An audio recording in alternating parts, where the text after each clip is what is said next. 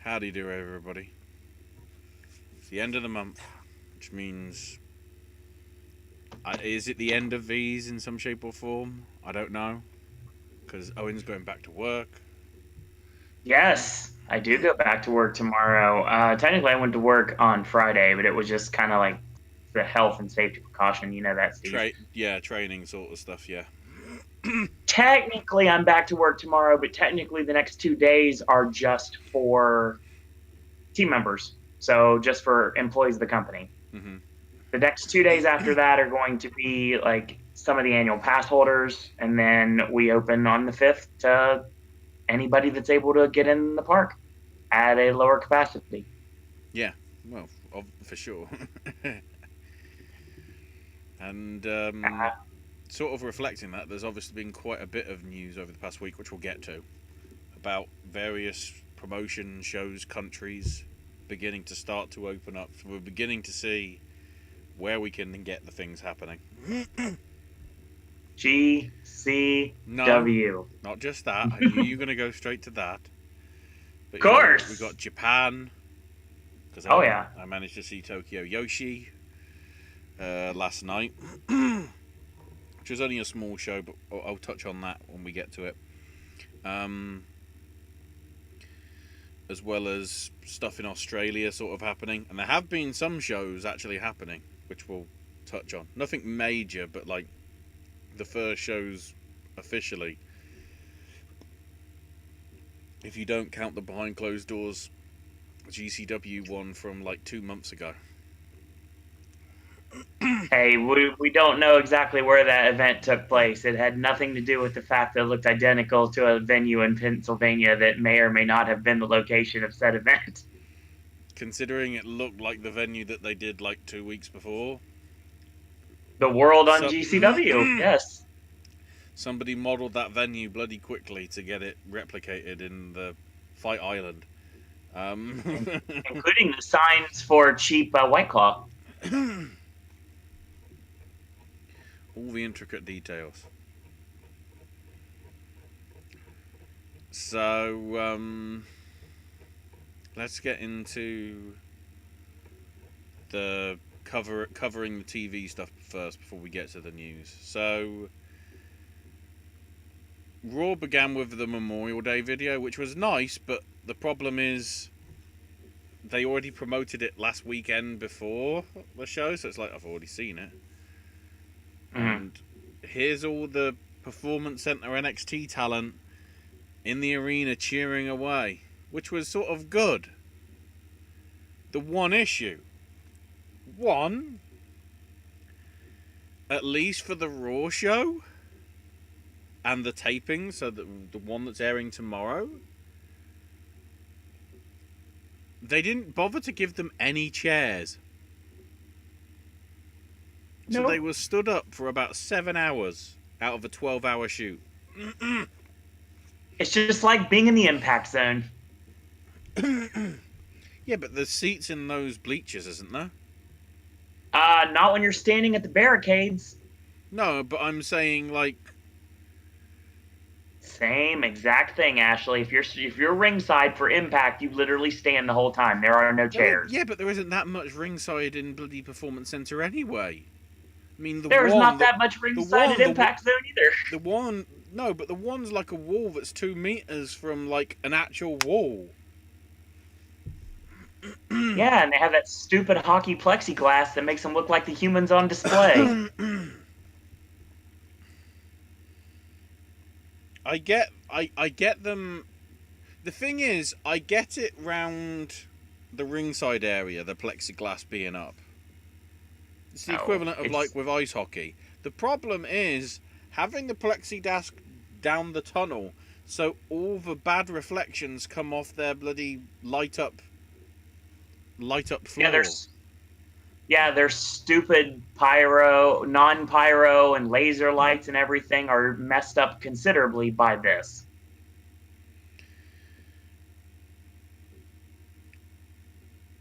So, Kevin Owens starts off with Asuka, with Charlotte interrupting and Natalya interrupting and Nia interrupting. Well, that was good while it lasted. It's like, oh, we're just building to the triple threat then, aren't we? Yeah. So then Charlotte's just like, the Raw Women's Championship should have been handed to me. And I'm going, hold on. So you went from heel Raw, face Raw, to heel NXT, to face Smackdown, to heel Raw. I don't remember her being on this week's NXT. No, of course she did. Guess she was heel. And thank God she wasn't on this week's SmackDown. Otherwise,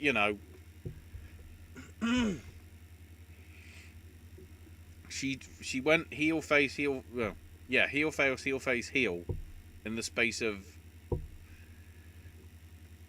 10 days. That's worse than Ed Leslie and the Big Show combined. Yeah. Basically, the moral of the story is Ashley, get Charlotte off the television for quite a long time. Let her have some rest. Forget that. Let us have some rest. There's a reason I don't watch this product. That's part of it. So then, Apollo Crews beat Andrade to become US champion, which I'm very pleased about. Give him credit. Except, in the middle of this match, as if we're not trying to make fun of Apollo Crews any much, by saying that the title doesn't mean anything. Mid-match, we have a backstage interview with Angel Garza, with Garza comparing a great match to making love to a woman and explaining in sort of detail for about a minute. So a minute of this nearly 9-minute match was on the screen with Garza talking about basically sex. Why? I felt sorry for Crews. I would too. And the interview after, the interview and the afterwards in the ring with Charlie, after 11 years of hard work, he's won his first title in WWE. I felt very happy. Also, the great thing, Andrade is smashing equipment about. So I'm like, oh, he's doing a Lana. Because that's all she does. No, all she does is Instagram. That and smash shit about backstage, apparently. I wouldn't know. I don't watch this product.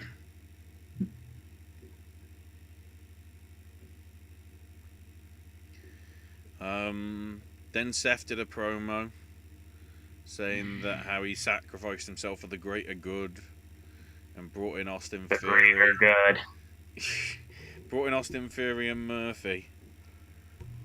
And, the ceilings are limitless with his guidance. And, So Ashley, I got a question for you. Mm-hmm. Something happened, and hearing a little bit about somebody from NXT being brought up to the main roster, because that makes a whole lot of sense. Let's kill the NXT roster even further. What do you think about Donovan Dijak being Rollins' heater?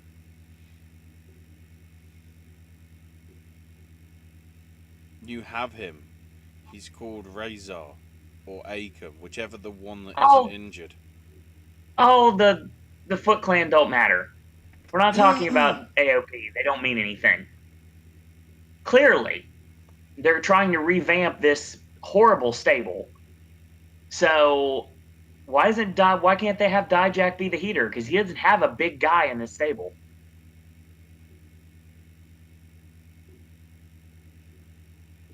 If I gave a shit about the stable, I might give a response.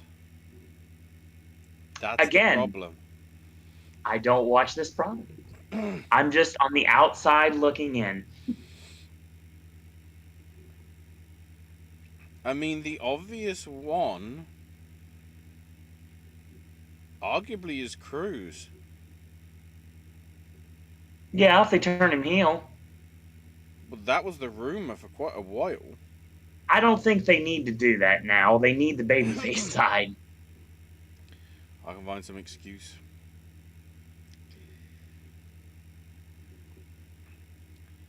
But then Charlotte did a promo. Thankfully, Asuka danced in front of her and said, "Red isn't your colour," and went off. Asuka saved the segment, the interview. Clearly. Then the Iconics came out. You know, Peyton apologised to Billy for what happened last week, you know, with the slap and everything. They're going to split them up. And it's a bad idea. But then Bliss Cross Applesauce came out. Hate that name. Well, I don't want to say the other one because it will trigger your device. So... I'm fair on that, but there's got to be something else we can call them.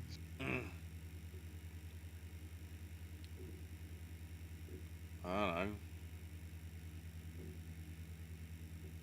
know. Twisted Scott? I don't know. Champions of a division that shouldn't exist?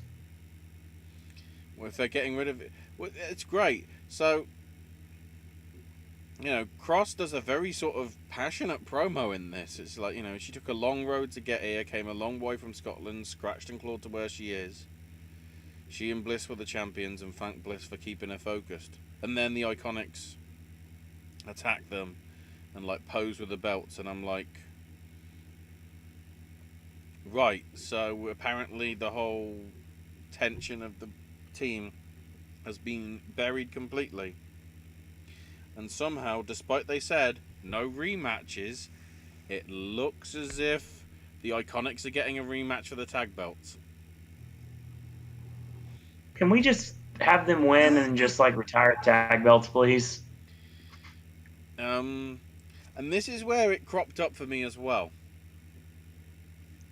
Because at this moment, I saw people like Jessamine Duke and Malcolm Bivens and the other heel members of the NXT locker room and performance center booing the heels and everybody cheering the faces. If people watch NXT and WWE product, how confused are they going to be seeing So the much mind-blowing. heels cheering for the faces and booing their fellow heels? See, this is not the wrestlers in the crowd. It's their real selves in the crowd, and there's no correlation between the two. That's what you're supposed to think. These are fans. These are performance center trainees. These aren't Look, the Jessamine NXT Duke is there. superstars. Jessamine Duke is an NXT superstar. Malcolm Bivens is an NXT superstar. Although I don't know what's happened to his Indian stable. I think they've just disappeared. Travelban.com. But they're out of the performance center. They weren't even there. Oh well. Lana He just needs to manage 3.0 as heels. Continue. Lana approached MVP in the back and she said, "We need to talk," and MVP was like, "No, we don't." Nope. Second maneuver. Then we decided to put the tribute to Shad Gaspard in. I don't know why we didn't do it like at the start before the Memorial Day thing. That would have been the more sensible time to put it, but whatever. So, the VIP lounge with Drew McIntyre, you know, basically... No, it sort of became the whole, you know, you should have listened to my guidance, you know. And, you know, I'm the reason why Lashley's getting his WWE title match for the first time in 13 years. And Lashley marched out as if to cause a distraction, but MVP got Claymored. And MVP was holding Lashley back, so it's sort of a copy-paste with MVP replacing Heyman, with Lashley replacing Lesnar. It was still executed well, but it's getting a bit... Oh. You know. Okay, MVP's different because, you know, he actually has wrestled. Heyman hasn't, you know. He's been in some wrestling matches, but it's not like he's actually been an in-ring competitor. I've had more pro wrestling matches than Paul Heyman has. So then Caruso's interviewing Natalia backstage, but Natalia stopped in the middle, with the call being from TJ. And she said to him here we that go again. she apologized for her tantrum. It's all she could do. We don't have time for this because I've got a match later and I've got an interview to do. And then Natalia comes in and says, right, what did you want to ask me? And Charlie goes, we're out of time, I'm sorry. And I'm like, this was taped. Why are we including a bit to try and show marital strife? Like, Natalia shouldn't even be in this match. Charlotte shouldn't even be in this triple threat. Because she's got a belt. And remember, it's not the lower tier down. It's on the same level. So why is she trying to have all the belts? Like she's fucking Austin Aries.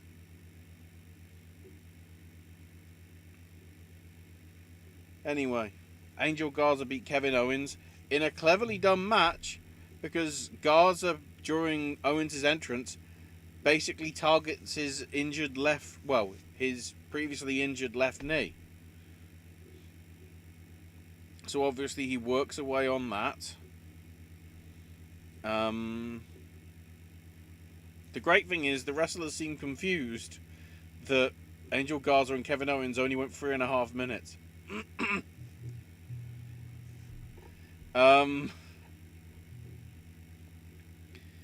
Then we had the weird Street Profits and Viking Raiders golf segment.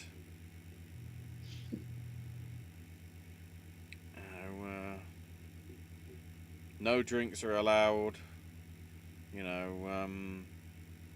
Well, they had a large cooler and the Street Profits are like, there's no drinks, and instead it's turkey legs, and then the club employee said there's no eating on the course either. Then they, managed to hit some golfer with a ball and with other hijinks, tried to escape. But the golf cart burst its tyre because, the Viking Raiders are heavy. So they had to go to a mini putt course instead. And the Raiders thought they won, but then Montez goes, no. The lowest score is the best score, not the highest score. So, just comedy stuff that doesn't connect. If you want comedy stuff that does connect, we'll get to that. It's a different brand, but we'll get to it. So then Lana's approaching MVP and Lashley again, wants to offer MVP a bag of ice for having taken the Claymore. And MVP doesn't care, and so keep in mind, we're nearly an hour and a half into the show, and we've had 2 wrestling matches that have gone basically 12 minutes. That's ridiculous. It wasn't this bad last week, or any previous weeks. This was very talky. Then, here's another 4 or 5 minutes of Murphy and Austin Theory beating Humberto and Aleister Black. Theory winning with the ATL on Humberto. Then they grabbed him and held him over the ring steps. Black grabbed a chair, but Rollins demanded, stay where you were, or else Humberto will lose the eye.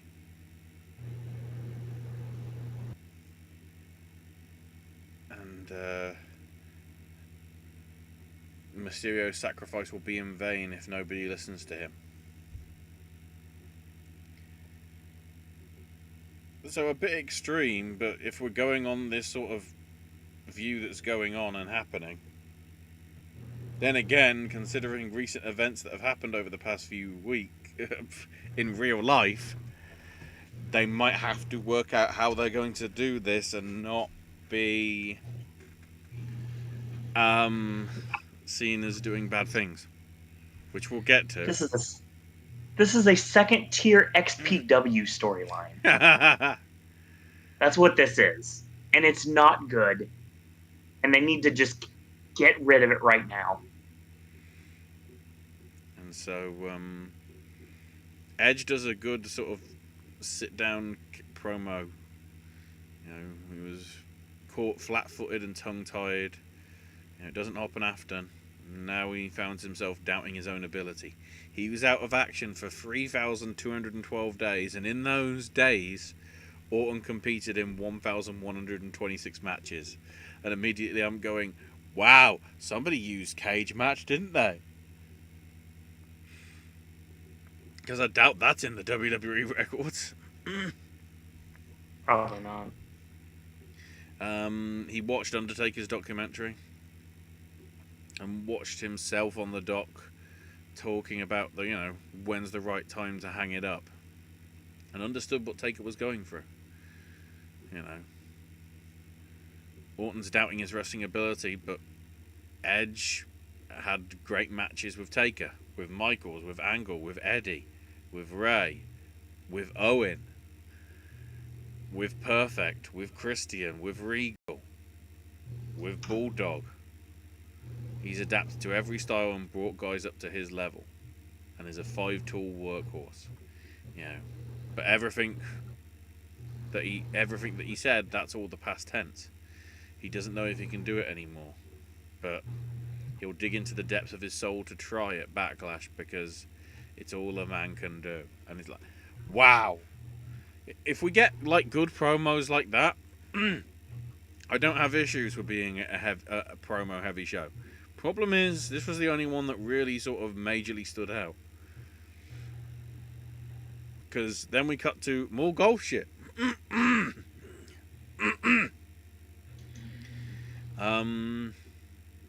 So Ivar challenged them to Gator Wrestling, and instead, because they weren't happy, the Raiders challenged them to 10-pin bowling.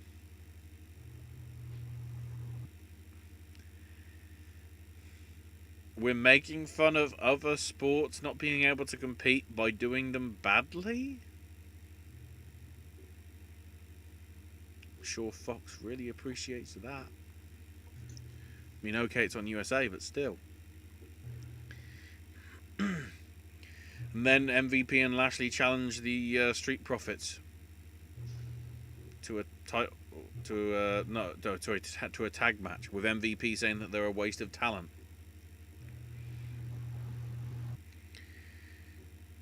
We can't help it if the division's shit. Beatdown Clan Tag Champions confirmed. So,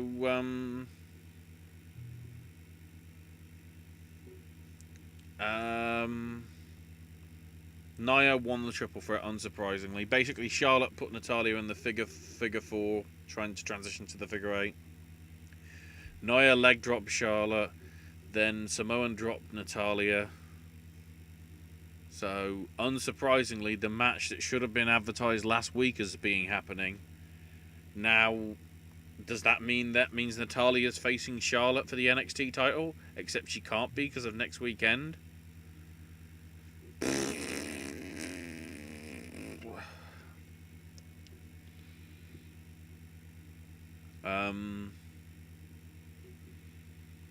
So Gronkowski is in the gym inside the Performance Center, probably. Referred to our truth as our lies. Was he wearing Janela's own shades, or was it? I don't know. He's ready. He's ready for any challenge, and his eyes in the back of his head, and then took the shades and put them on the back of his head to prove he has eyes in the back of his head. So he's Guy Fieri. Jesus. Later on, Dad. Later on. Alright. Say something, Owen. I'll grab my cake later on. There's reasons. Lots of reasons I don't watch this program. Okay, that's where I need to bring up the full honesty. As soon as the golf segment started, I turned off live. all the rest of this is stuff that I've caught up with via because of the channel that it's broadcast on over here. They do have like they edit it down to sort of be like without as many of the adverts, so there's only sort of like it's only 2 hours or so. But the goal segment, I was like, yeah, don't give a damn, turn it off. Clearly, a lot of people followed suit with you.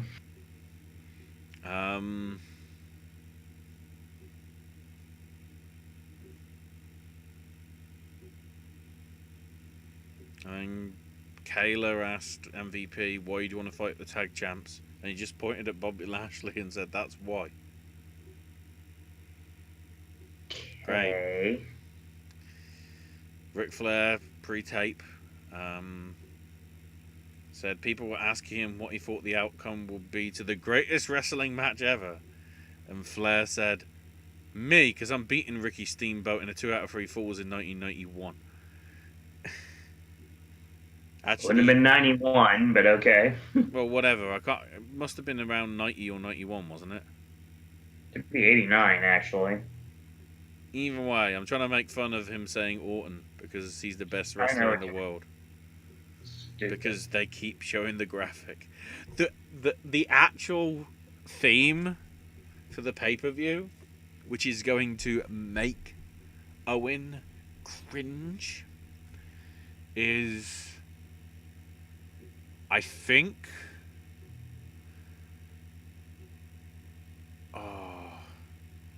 who are the ones that did who did the remix of Into the Unknown or Frozen 2?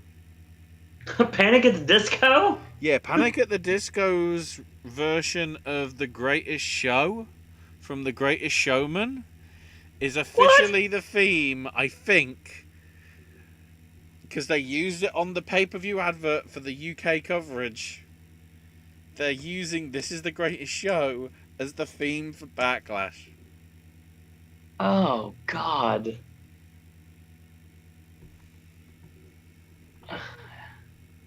Ashley will be covering Backlash for Popcast Network. I will not be on the show. I might have to bring Billy in. That's fine. If you want me on the show, I'm going to complain the whole time, so. There isn't much. You see, at least with NXT, and I'll get to sort of the card that we know of, because obviously anything could happen on Wednesday. I just don't care.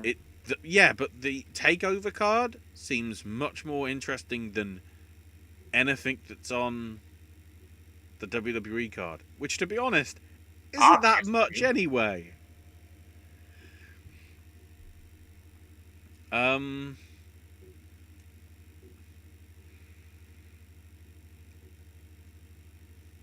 So, then we had a Liv Morgan promo saying her biggest stumbling block was her own self-worth.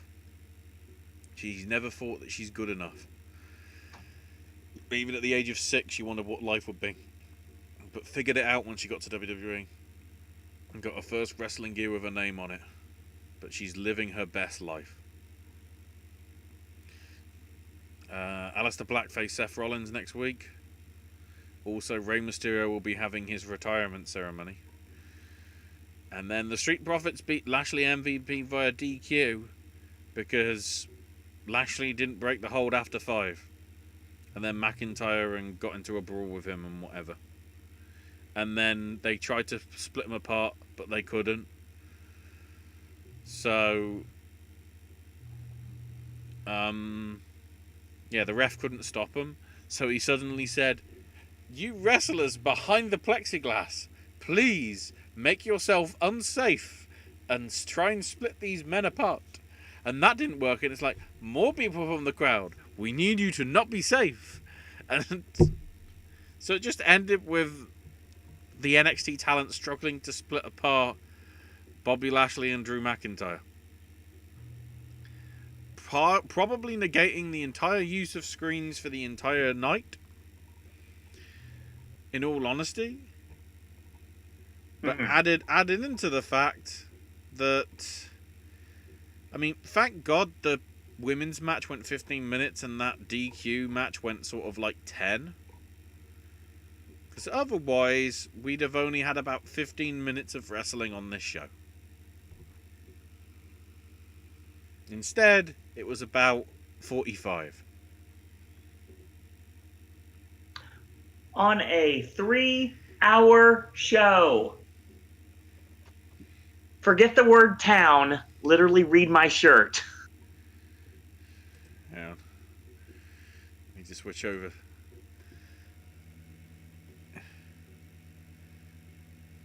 Oh my god.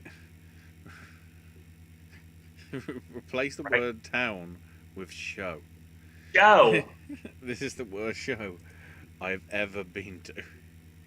Weirdly enough, that sounds like something that JD from New York would sell as merch. I don't want to bring him up. With all the issues I'm that not cropped up wrong. with him over the past week. Yeah, but I think he learned his lesson and he apologized to the right people. Which at least is something.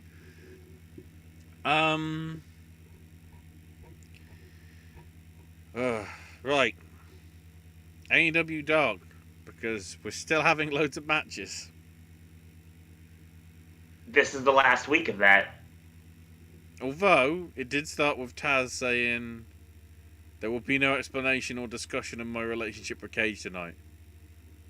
So it's nice that it's like, it's not going to be brought up, but at the same time, that's why you shouldn't be managing him, Taz, because I don't give a shit. Piss off. I think Just be a commentator. That'll that's do. that's Ashley's opinion. That's not mine. You're entitled to your opinion, Ashley, and I'm entitled to mine. Oh, Like we'll get to bloody midget Taz. Anyway, Dustin Rhodes and QT Marshall beat Alex Reynolds and John Silver, which was, I'd say, solid. Well, with a team like Reynolds and Silver, you should expect that. we're starting the slow build to the character of the bunny and Allie being two separate personalities. It's like the multiverse all over again. The So bunny is not associated with the Butcher and the Blade anymore, apparently. So, actually, that's not true. oh god. So we'll get to dark. We'll get to dark for next week. So yeah, Allie came out in a red dress. Dear God, I've been a fan of Care Cherry Bomb for years, and it was very nice. And she was she was eating an apple, and she was trying to get under the ire of QT Marshall and basically distracting him from doing what he has to do. And Brandy read him the riot act every 5 seconds for that too. So this was mentioned on the post show for Dynamite this week, which of course I was listening to as I was taking my walk around the town. Basically, this will be a storyline that's only going to be dark exclusive. This is not something it's going to bleed into Dynamite, but we're going to get more of a continuation on dark. It bled into Dynamite heavily. We'll get to that, don't worry. Marshall wins with the diamond cutter. Then we got to Nakazawa beating Cutler by countout in... He ripped his pants! I don't care. He didn't have his Turkish roll because it got thrown into the crowd.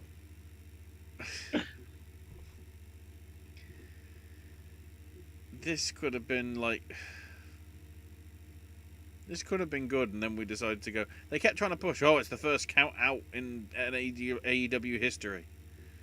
Yeah. You gotta love the count outs in MMA. This sporting production here, Tony, doing a great job. This isn't sporting.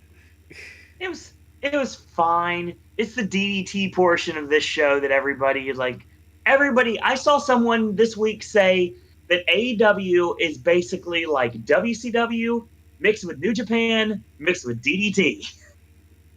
That's a problem. No, that's not a problem, especially if you're me. It doesn't. It doesn't know what identity it wants to go forward with, and it's not getting the right mix, at least for me. In the short run, those first few weeks they were sort of really good and refreshing, but now it's like we need to do the same stuff every week.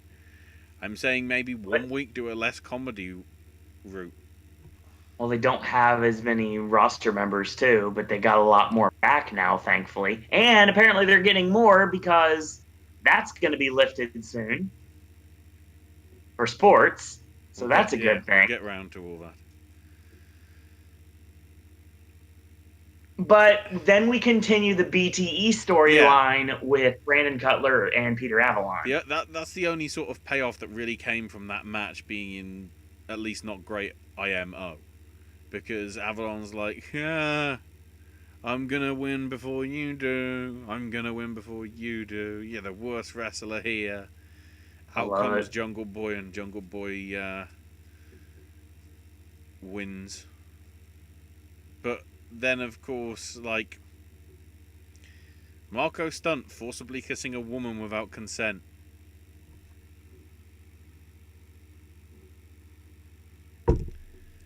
I don't know why they went that direction. Yeah. I don't. The babyface doing heelish things in a 2020 society. I try not to look at things like that. Sometimes it's hard to avoid. Sorry, with everything that's happened this week in terms of... I'm just trying to just watch it for a wrestling program and not real life into it as much as I can. Hi, Jeff. We'll get to you in a few minutes. Solid match. Solid 8-minute match between the two. Well, Peter Avalon has been a great wrestler from PWG. So's Jungle Boy. I expected a good affair, and they delivered. Jungle Boy's got a new submission. Yeah. What's he calling it? The SGS? It's the SGS. Basically what it is a combination of an Indian Deathlock into a Muda Lock. And it looks devastating. I like it. Reverse STF of sorts? Kind of. That sort of thing. And then we get our next match with the Fallen Angel Christopher Daniels against Serpentico. Snake Man versus Snake Man is back on team. Curry Man. Snake Man versus Curry Man. No curry allowed. BME gets the win. Just short, straight, and to the point. Decent match for what it was. Just a solid TV match. Then Brady Pierce and John Skyler. Yeah. Skyler's debut. I'm surprised it's taken this long. Losing to Sonny Kiss and Joey Janela, but all four of them got enough of a showcase. Obviously, Pierce and Skyler more so because it's their debut, but Kiss and Janela worked as sort of a team. They've been working as an unofficial team for a while on Dark, actually. This is their third match as a tag team on Dark.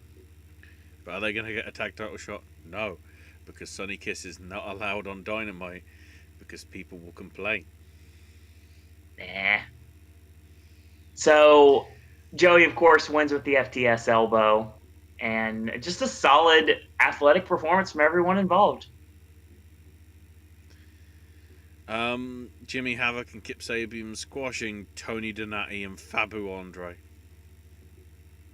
So, Excalibur brings this up, and I'm sure you picked up on this, just like I did. If it's anything involving Excalibur and Havoc, I run and hide.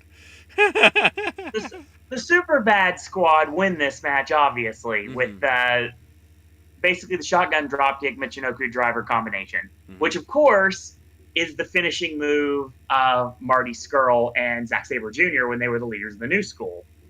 And that gets called out on commentary. I don't want to gloss over that because Yeah. that was mentioned on commentary. Well, if anybody's going to do it, it's going to be Excalibur. Because Taz is going to be like, that's a great move. Speaking of commentary and Excalibur and things you probably shouldn't say, I don't know if it was on the Fight feed or the TNT feed, but Ashley, you'll appreciate this because Excalibur almost quoted Woo on actual commentary, and he called it out himself. What was it he said? I can't remember. He said something about like, I must stop myself. I almost quoted Woo, and that would get us kicked off the air. Yeah. So I'm like, yeah, I appreciate Excalibur. He's the closest thing that exists to me as a commentator on television. He's the closest thing that exists to a commentator. Because you're supposed to feel connected to him. Jim Ross half the time feels like he's phoning it in. Tony's getting towards like really being back on the top of his game again. Oh, absolutely. Taz feels like he's still in New York, and that's how much he's phoning it in. Phone it in, Jones. Probably. No, I think Taz is a great commentator, and I think him and Excalibur are fantastic. They work well. Work better than him and Cole. Anyway, Wardlow squash. Mr. Grimm. The last time I saw you, sir, was on Grimm's Toy Show. Oh no. Who let this bastard in? He wins via a knockout, via that top rope goozle into a knee strike that looks devastating, and basically Grimm just fell like a tree, right off the top rope to the ground, and the ref called for the bell. And then got murdered with the F10 afterwards as well. Then he still ate the F10, so it was fine. They're setting up, obviously this is getting ahead of ourselves talking about Dynamite, but they're setting up the eventual Wardlow MJF split. The slow burn has begun. If it meant at the next show we're getting Wardlow versus Brian Cage, I'd be interested. It's going to happen. You know it will happen. It's Wardlow versus Moxley, so go to sleep. For now. Colt Cabana beat Lee Johnson. Shotty Lee's going to get a contract. At this rate, though, Lee Johnson is rivaling Cutler and Avalon, I think. Lee Johnson hasn't won a match since Taz said he's 0-6 ahead of. Well, he's 0-8, because obviously Cabana He's 0-8 now. Cabana won. So, Lee Johnson, Alan Angels, these are two people that I can honestly see getting contracts. I really think that's a good possibility at this point because they really came through during these shows. And Shotty Lee's still getting, even the captain, John Dean, he's hanging in there as well. These are people that constantly are working matches. And I like this, Ashley, because this is the first time we've seen the Billy Goat's curse in AEW. Yeah. It was nice to see that pulled out the locker, if you will. Yeah, it's like Flying Apple, and I was like, well, he's going for Superman. It's like, no, Billy Goat's curse. I'm like, I approve.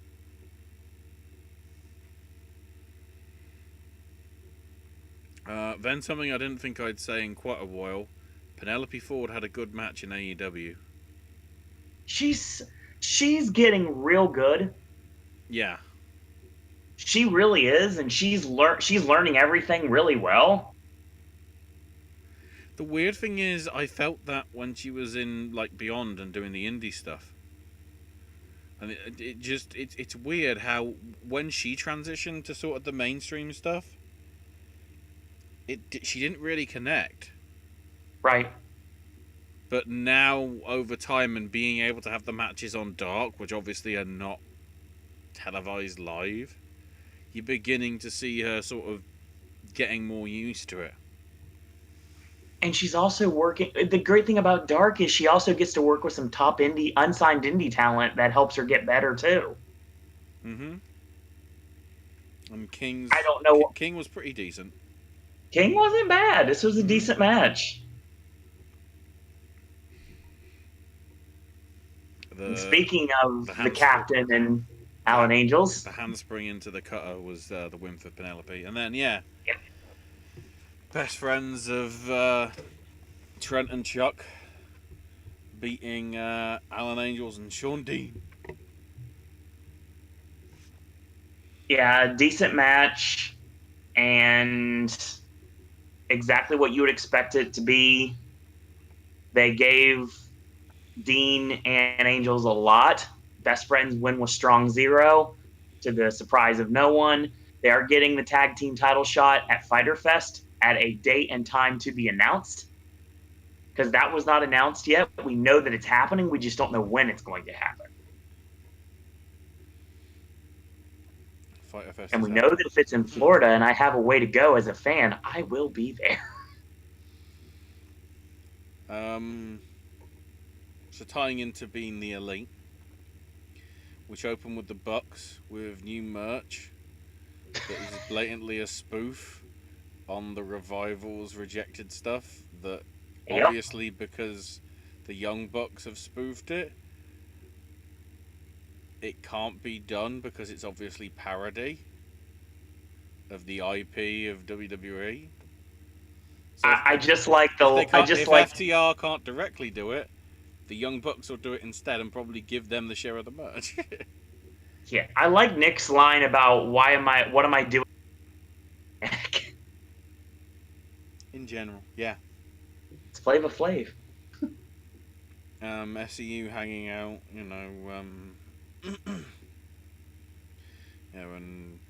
Kazarian and Scorpio both thanked Daniels for the tweet of support, and then they realised, you just sent the same tweet to both of us.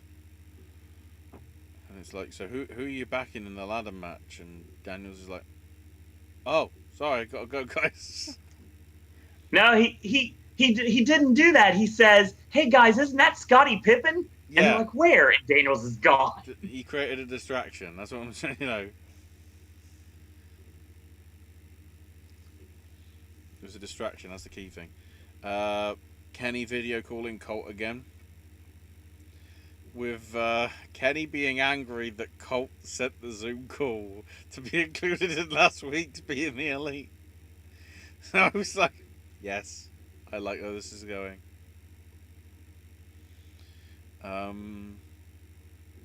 Then again, Daniels avoided Sky and Kazarian again, because of course he did. Then we got to the wake of Vanguard 1. Vanguard 1 wake. That's great. He has to Peter Avalon look like Ruby Riott.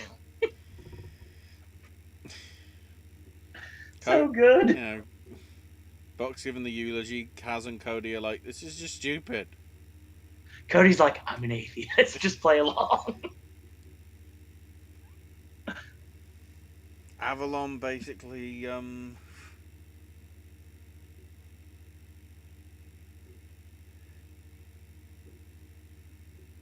he shot on Brandon for his eulogy. He said he was bad at it.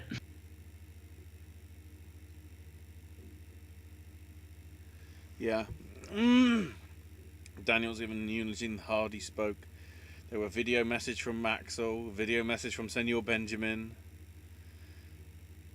drunk toast from Hangman.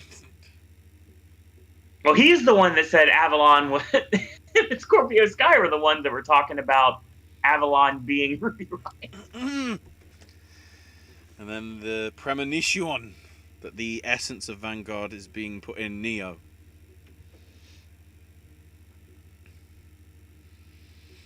Brandon then sort of commemorated the anniversary of his AEW contract, but feels that because he's on such a losing streak, he's letting them down in the Bucks. So then, Private Party versus Bones and the Bear. Except there's no bear. Where the bear? Where the bear? Bones. He's riding roller coasters. Didn't you see the video on social media? Not that bear. There was 22 bears, not one bear. Yeah, exactly. Bones put $12 on top of the garage.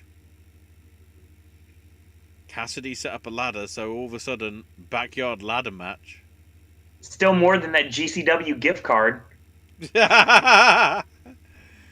Private Party pretty much easily took care of Bones. And they get in the Uber to leave, and like they look at the driver. Where to, Stephanie? It's the fucking bear!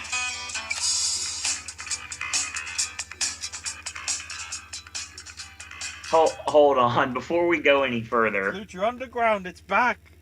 Because they actually had to be continued on the screen. So technically it's part of the glow. So we didn't talk about it on Dark, and that's this week's Dark. There's a couple things about that. I'll get to the elephant in the room in just a minute, but I want to talk about the matches that are actually going to be on the show. We're going to have Billy taking on John Skyler. Mm-hmm. Brandon Cutler and Peter Avalon are teaming up to try to face off against the Natural Nightmares. Butcher, Blade, teaming up one more time with the Bunny to take on Joe Alonzo and John Cruz. And Santana and Ortiz will take on, from this very video, Big Game Leroy and EJ Lewis.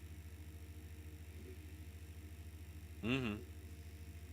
So yeah, it ties into that. So yeah, that had to be mentioned. Sky and Kazarian drinking Rock's tequila backstage after Double or Nothing. And Daniels goes, "I never choose sides." So I guess they get along now. Marco Stunt still can't find Luchasaurus's tail. But Luchasaurus says that the tail's a metaphor. He never lost his tail either. So they're suddenly back together. Is Luchasaurus's tail like Shawn Michaels' smile? We know. Accurate.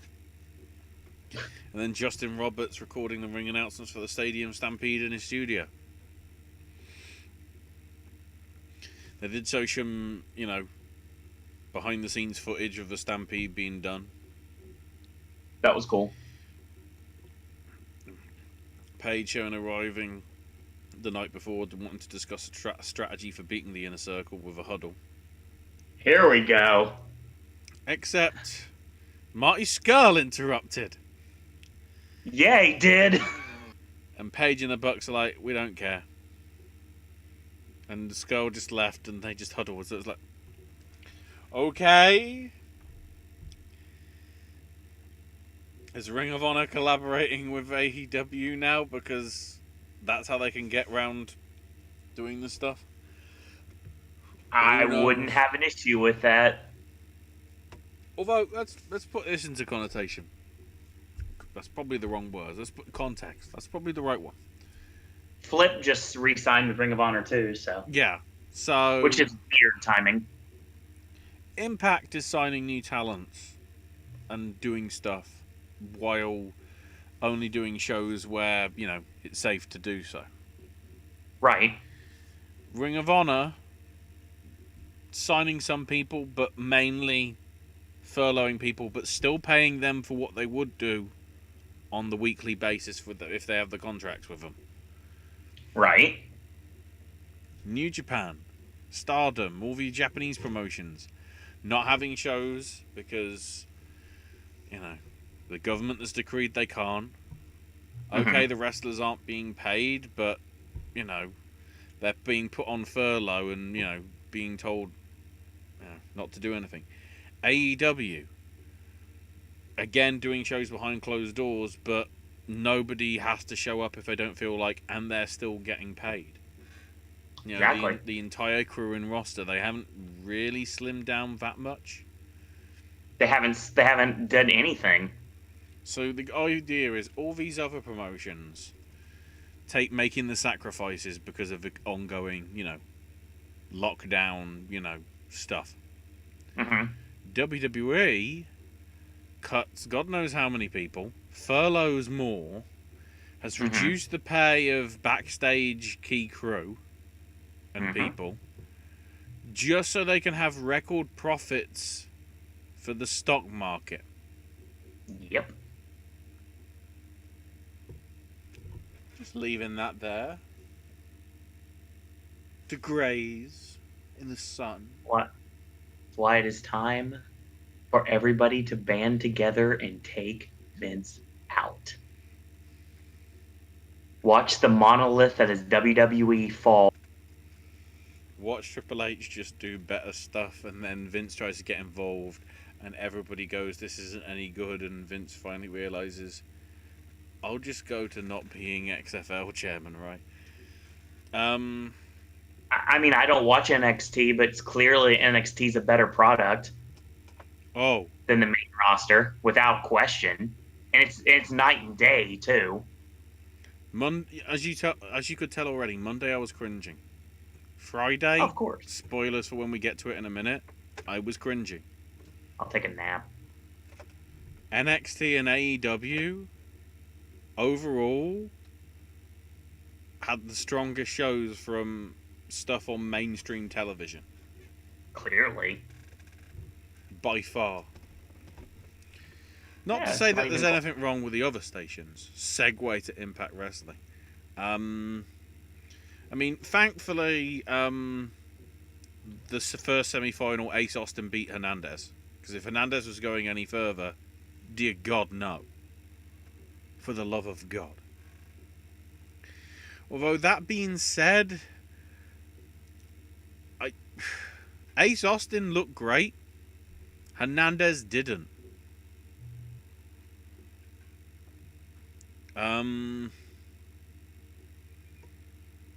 You know, I still don't know why Hernandez is involved, but there we go. So, then we get to part one of the not match, if we call it that. So, there's a man on a motorbike riding down a road by the Dina compound. Cody's watching and yelling at the man, "Slow down, this isn't a boneyard."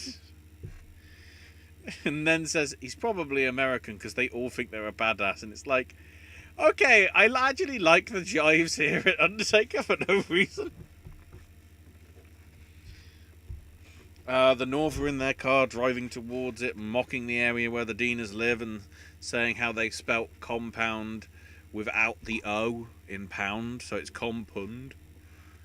And the Dina relative greets them and says, you know, shouldn't be laughing. Then there's stuff involving Johnny Swinger and Chris Bay. You know, he's got a match against Cousin Jake, and Chris is basically telling Johnny to just do what you can, keep the ref distracted, and we'll be good. Elgin does a promo, says how he's beaten Callahan, and now he's going to take on Trey Miguel and become #1 contender. Then the match with Chris Bay and Cousin Jake happens, which Bay wins in about 10 minutes.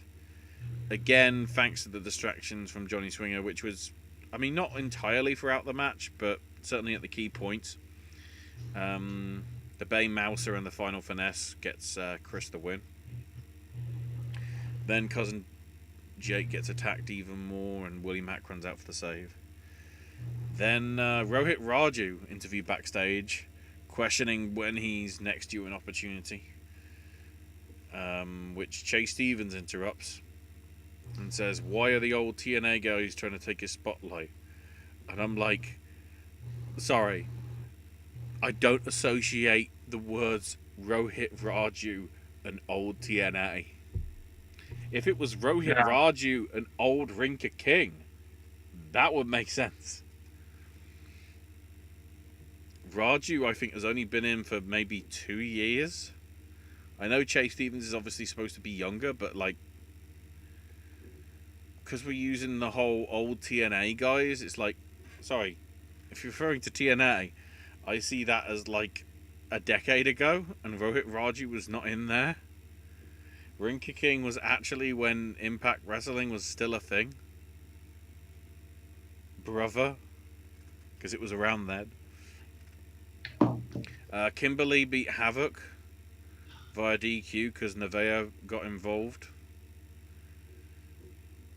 For what it was nice for the 3 minutes.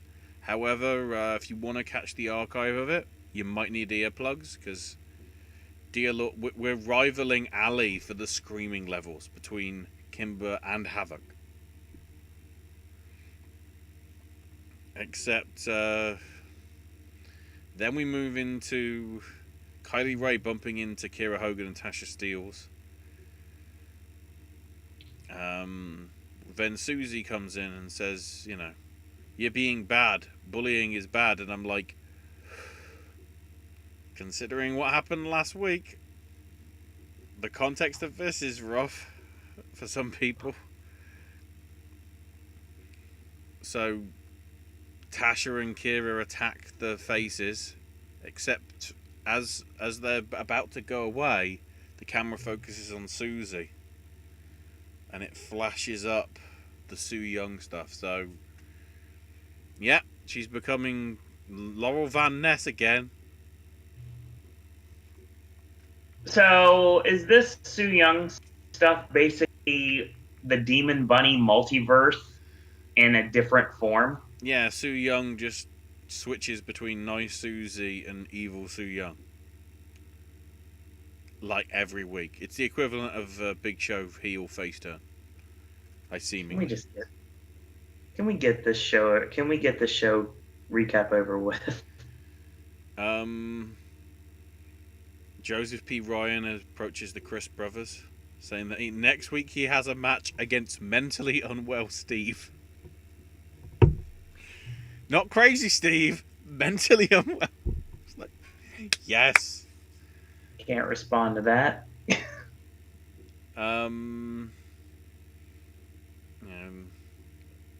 Basically, the implication is the Chriss are going to attack Crazy Steve or something. He wants him, you know, Ryan wants them in his corner, sort of thing. It's part of the cancel culture, so. Now yeah, it's too bad this can't make the save. Now we're back to the Dina compound with a locked barn. Except the doors open and 3 Dinas welcome them in. Cody's inside this barn with all his relatives and a ring.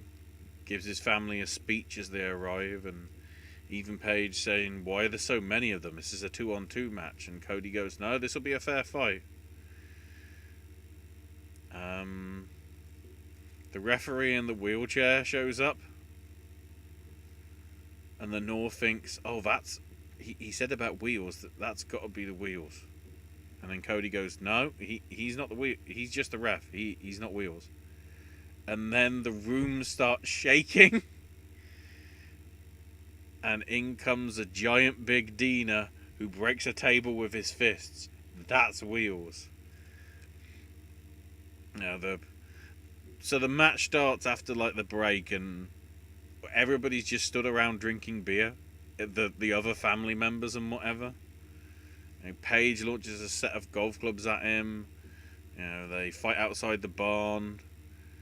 When Cody takes a crucifix bomb off the back of a truck on top of his family. You know, crossbody off of a tractor. Wheels gets thrown for a wooden fence. Alexander hits a tombstone pile driver on the top of a truck.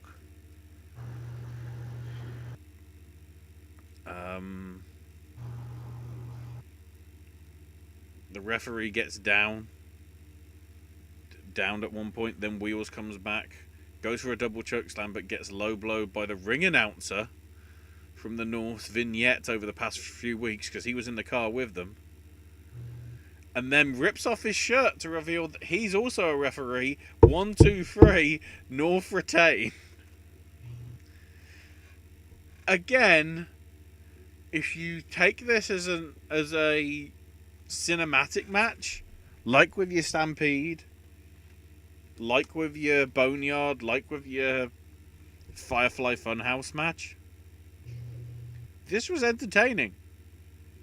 This was good. It was also good to see the ref doing the 619 and the 450 again. I think that was. I'm pretty sure that was no legs, from what I remember. Or if not, I can't remember. You know, either way, you know, it was good to see him getting involved. Then TJP and Falabar backstage, which the Rascals show up, and both teams are going to face each other next week for the #1 contendership. Then we get to the Rascals treehouse, which Moose shows up. And then, you know, they again bring up why he's got the TNA title, and Moose says, why aren't you watching the product? And Trey basically goes, wait, so if that's the title, maybe I should challenge for the TNA title instead of, you know, instead of the Impact title, because that's the title that Kurt's held, that Sting's held, that Moose has held. And then they make fun of Moose's name because, as ever, the Rascals are high, allegedly. And then we get a vignette for Deonna Purrazzo, which I think is probably a good move for her. I think AEW is already, 1, not using the women effectively enough, and 2, has enough on their books anyway. And arguably AEW needs fresh blood. Sorry, Impact needs fresh blood into their women's division to make it have, no joke, impact. So mainly because Rosemary's still drinking at the bar, saying she almost married a man but then assassinated him. Then Bravo says how he's been in an abusive relationship with a woman that makes him wear sunglasses, earmuffs, and pick up dog poop. And so they're going to go on a date. Or something. And then Trey beats Michael Elgin with thanks to Sami Callihan hacking the match. So it was a very good match. Proof that Trey Miguel probably does belong in something that isn't part of the Rascal stable, in all honesty.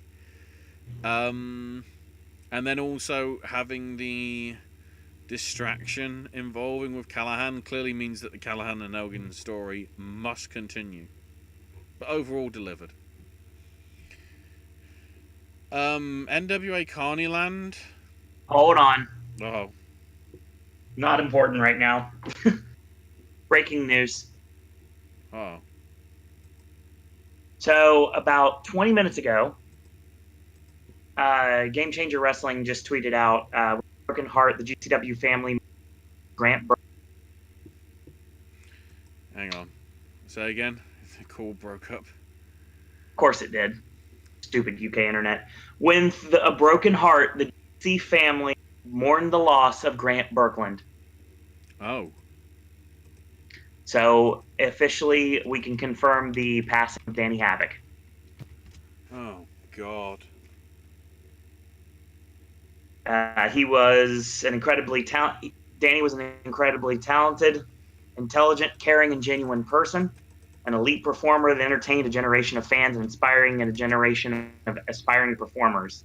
Like those who passed before him, his legacy is secured by the memories that he bestowed upon us, both as a wrestler and as a friend. He will not be forgotten. Rest in peace, Grant. We don't have any news. We don't know cause. We don't know what exactly happened. The last time Danny Havoc did anything was on Run Rick Run on Atlantic City, New Jersey, where he lost a death match to Schlock. And that's all we know. And it's literally breaking on Twitter as we speak. So we don't know what it is. I was trying to... My fear is that it's something relating to suicide. it's it's. I don't want to say Well, there was that first news a because I few don't weeks know. back about his girlfriend or his wife passing. Yep, exactly. Because of COVID, I think. So I'm fearing that led to something. So wow, jeez. Yeah, I definitely wanted to. I mean, the shows go long, Yeah, that's worth but flagging this is up. something that needed to be talked about I for just, sure. I just, saw the Twitter message on Donna Havoc's Twitter, which was posted 13 minutes ago, so it pretty much was, at the top of the hour, Yep. 9ish. Wow. Yeah, I came across it on Facebook, and then GCW put it out on Twitter right after the GCW news that we a couple of hours ago about their first show back. But we'll talk about that in a bit. This is just something I definitely wanted to discuss. Like, say what you want about deathmatch wrestling. I mean, this Danny Havoc was somebody that knew exactly how to do it properly. Mm-hmm. Did a lot of crazy things, to say the least. But I mean, he always entertained everyone. And when he retired and he came back for those Matt Tremont H2O shows, and then he decided to do a couple shots for GCW when they went to Japan, which made sense. It's weird that his last match was Schlack of all people. It's very strange to say the least. Covering for somebody else at it was one of the American shows, wasn't it? Yes, it was. Havoc just It came was. in because of the roster not being able to compete partially, I think, because of injuries from the Japan tour, from what I vaguely remember. You are correct. I think it was Takashi actually. Mm-hmm. He couldn't do the show, so so Schlack basically came out, did an open challenge, and Danny Hat accepted. And I remember watching that match actually, and it was really nice and violent, just like all good GCW ultra violent matches are. Mm-hmm. I remember watching Danny Havoc back in the CZW days, back when I used to watch CZW all the time. So, yeah, I definitely wanted to say something. I don't like breaking news on these shows, but it's sometimes I have to, and I just had to there. So Carneyland, sort of, they promote obviously all the shows that are going on there and whatever. But Ben Billy Corgan's like sort of what we want you to enter Carneyland as if it's like the Firefly Funhouse and whatever, which I don't know whether is like sensible. Honestly, we had the Allison Kay Go Away Heat 101 promo,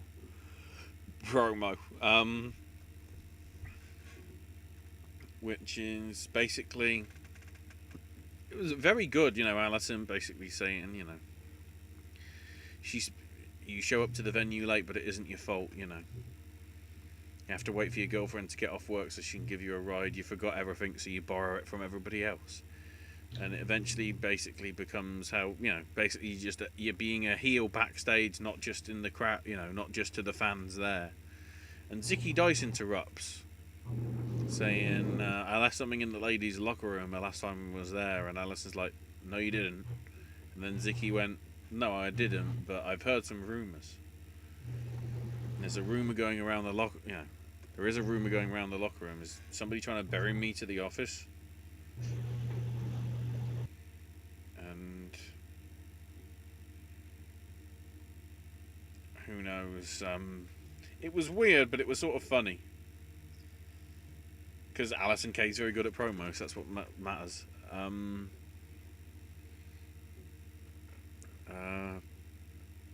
Cowboy James Storm talked about being an enemy of the state of Vermont. Royce Isaacs plugged May Valentine's 100% pure hand sanitizer.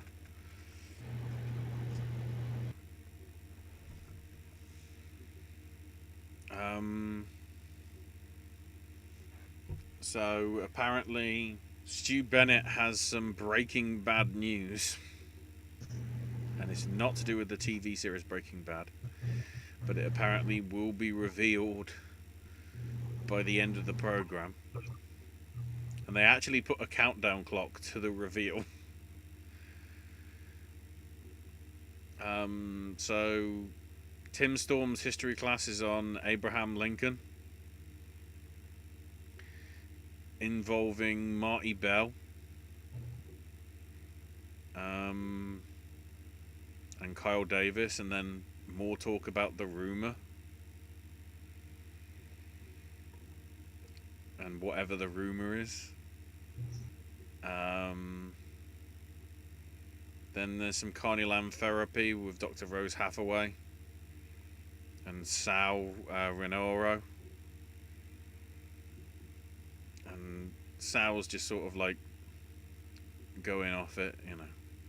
Do you know Dr. Dre? There's a rumor going round, a mega announcement. Then Nick Aldis is sort of trying to give a promo. Or give a story sort of like how it was in 239, and how Sting apparently requested that Magnus be his first opponent. He was the actual one that sort of made the call. And then of course more rumours are brought up, and then there's more stuff about the rumours and more stuff about the rumours, and then we get to the Monrovia segment.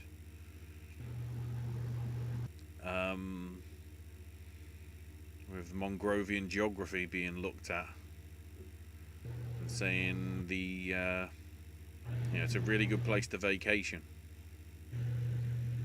And they're gonna next week we're gonna talking about the Mongrovia's trade and commerce.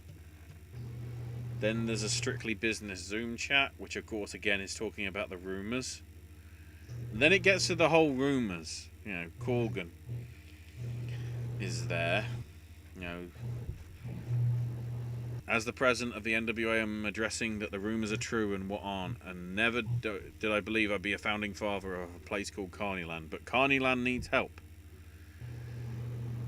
And no, Carneyland isn't closing. Carneyland is not out of money.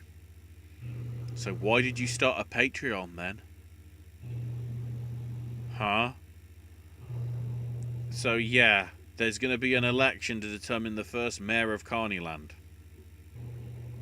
If that's the rumour, fuck off. You did all this thing about a rumour and it's just some storyline thing for Carneyland. MLW seems to be doing it right.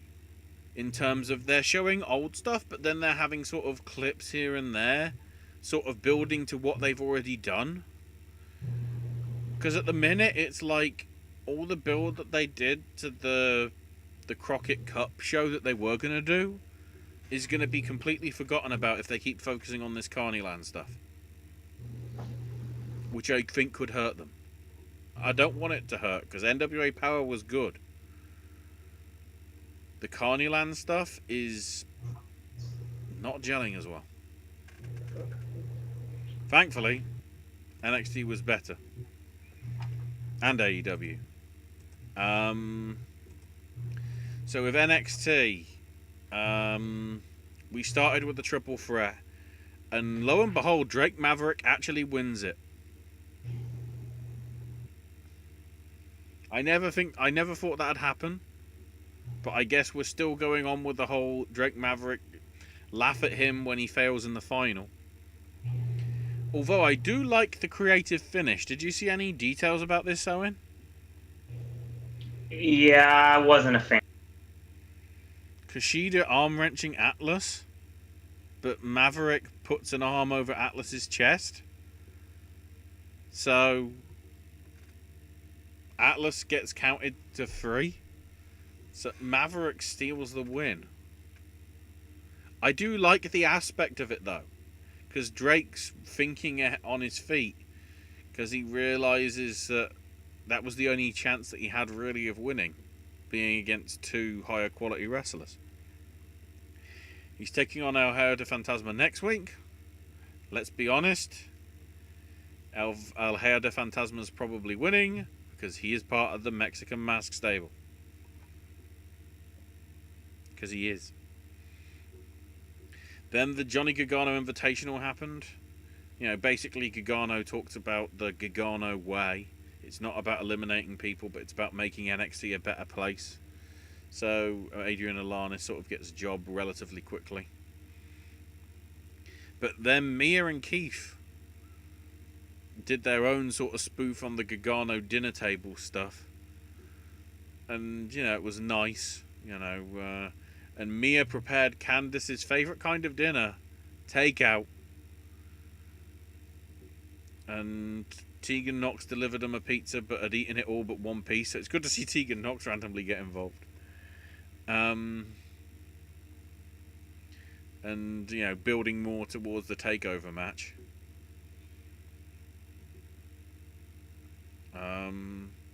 Then Kushida approached Maverick backstage, and Maverick promises him the first title shot when he wins the title. Which probably isn't happening, but it's nice to have. Imperium cut a promo on Oney Lorcan and Danny Burch. Which I guess means that's happening at TakeOver. Which should still be a good match. Then Raquel Gonzalez beating Shotzi Blackheart. The really good thing of this match, Dakota Kai stole Shotzi's tank and was driving it about like it was Midnight Club. Which is pretty cool. The big bit, though, is the... I'm guessing you saw the spot from this, didn't you, Owen? That looked horrible. The trust fall dive that Shotzi did. You don't trust someone as green as Raquel Gonzalez. They were her and Dakota were way too close. Yeah. And, you know, landed hard on the floor. It looked terrible.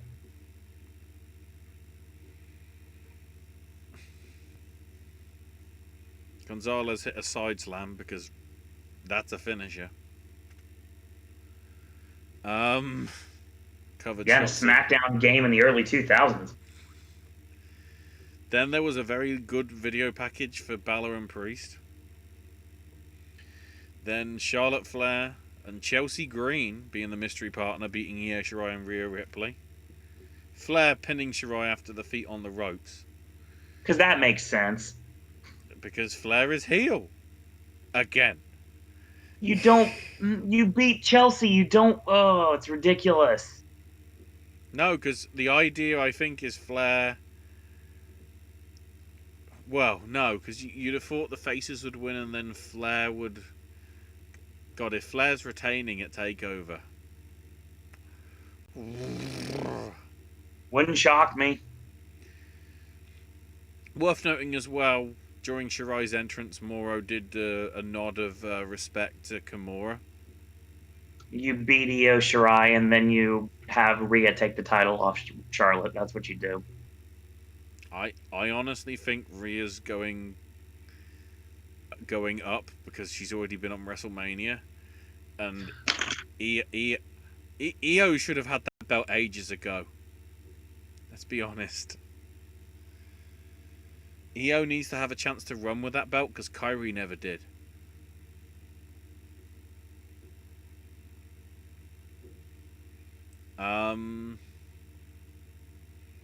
The thing that it happened in a WWE.com exclusive /YouTube. So Robert Stone was like, "Look how great Chelsea was in winning tonight," and Chelsea replied by firing Robert Stone, which is good because Chelsea never needed a manager in the first place. Nope. She can talk. She can wrestle. She's sorted. And now he's not getting that 2-pack. You need Robert. Get rid of... You know who Raquel Gonzalez needs? Not Dakota Kai. If anything, Robert Stone needs to be with them too. That being said, Dakota knows how to promo. Dakota knows how to wrestle. Raquel doesn't know either. Yet. So she's the one that needs the manager. and sort of needs to be by herself. In all honesty. So then the Zoom meeting happened. Cole, Regal, and Dream. Basically the negotiation. Cole was just insulting Regal all the time because, he's the heel. And Cole wanted Regal to agree that Velveteen never gets another title shot once he beats him. So the stipulation is, as long as Cole is champion, if Dream doesn't win, Dream can never get a shot while Cole is champion. So the match and the stips are official. Then there was a vignette profiling Lorcan and Birch and meeting in a bar to drink water and hyping up TakeOver, so that's confirmed. Ciampa beats Leon Ruff in a pretty, decent squash match. Scarlett was scouting, which is an interesting sort of little distraction to try and get involved. And then Cross was on the Tron doing a promo, which seemed very much like that scene from like Daredevil with Michael Clarke Duncan. When he was playing Kingpin. Very menacing. Probably because it was just his head. And the look of him, he just looks like, Zangief or something. So that probably fits. And then, out of the blue, because I thought it was going to be on TakeOver, no, next week's television is going to have Phantasma versus Drake Maverick. They're not putting it on the pay-per-view. Apparently. That's stupid. That proves that Drake Maverick's losing. That's a feel-good moment if he's winning on pay-per-view. But if he's going to lose, putting it on free television to lose to AEW again is probably not a bad idea. And then, here comes random Kurt Angle.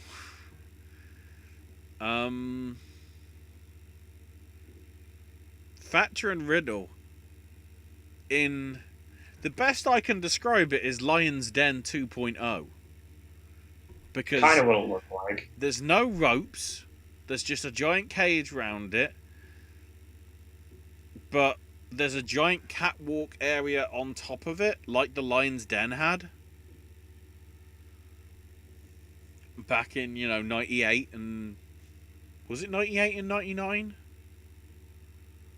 Lion's Den? Yeah. I think it was 98. No, but there was two, wasn't there? Hold on. I vaguely remember there being two. One with Shamrock, and then the other, I think, was 7? Hold on. I think.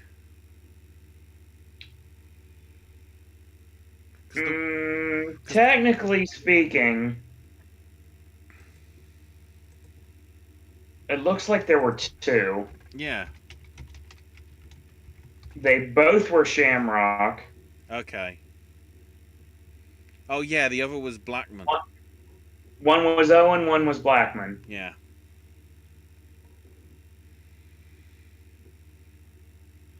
Because they did the dungeon match with Owen and Shamrock. And then they did the Lion's Den. And then apparently that one with And apparently Owen worked Blackman too. That's interesting. Owen worked Blackman at SummerSlam. Yeah, I've got Owen Blackman, Shamrock Blackman, and then Shamrock and Blackman. The Shamrock Blackman apparently was on Heat. Yes. They just... Owen and Blackman was SummerSlam. Okay. In 98, and according to this, Blackman and Shamrock was SummerSlam 99. But then there was another one that was randomly on Heat, I think, as well. Yes, I believe so. So, who knows?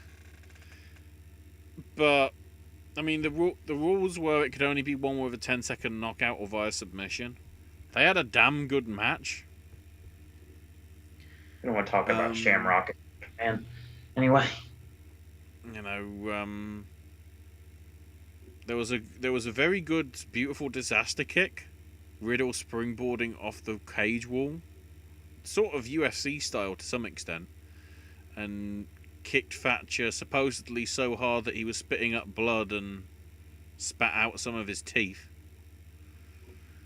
But eventually, Riddle got trapped in a sleeper hold submission. And this was the amazing thing. Angle raised his arm 3 times and it went down 3 times. They actually did the traditional finish for a submission. Not it fell once, oh, he must be out. Like, who was it at the pay-per-view? At Money in the Bank? No, was it Money in the Bank? No. Who was No, it was Brody Lee, wasn't it? At Double or Nothing. Yes, it was. The arm automatically went down, and the ref is just like, ring the bell, the match is over. Right. Angle did it the proper way. So, Thatcher looks strong. Riddle doesn't. Well, Riddle does because he passed out. He didn't actually submit. Which is key. We'll get to that. Anyway, Owen can perk up now because we're talking about Dynamite. Yeah, because we got 30 minutes till 10 o'clock and I got to work tomorrow. Yeah, I'll try and get through the other stuff as quickly as possible. The inner city promo at the start is brilliant. Jericho's trying to pep him up, and it's like, you know, thank God we've only got these few boxes of T-shirts that are already printed saying champions. And then Santana's like, well, there's a thing about that. We got a really good deal from the T-shirt guy. And they open up the U-Haul. And Ortiz just goes, that's a lot of T-shirts. Pro Wrestling Tees are selling it for basically 25% off.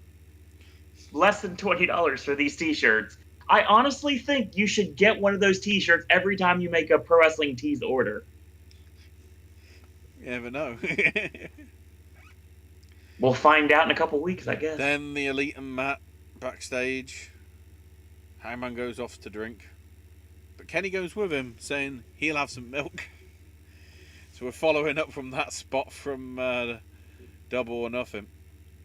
Yep. Hardy then talks about how it's the first time he's teamed with the Bucks, and it's like, what version are we getting? And then we get the Hardy Boys gear.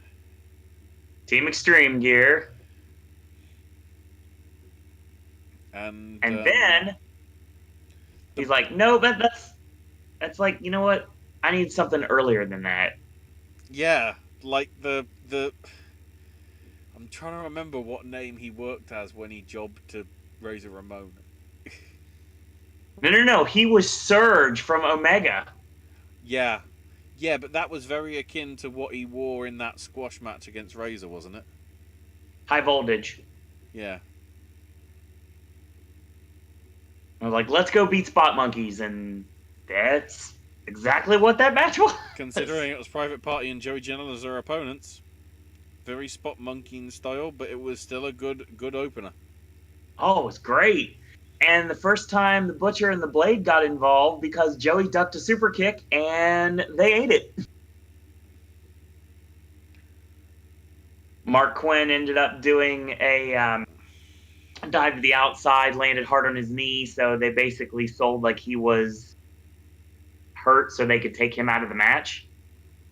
Basically take him to the back so the Bucks would be by themselves. Yeah, Hardy basically checked on him, went with him. Then Butcher and the Blade just, you hit us, we don't like you. Yep.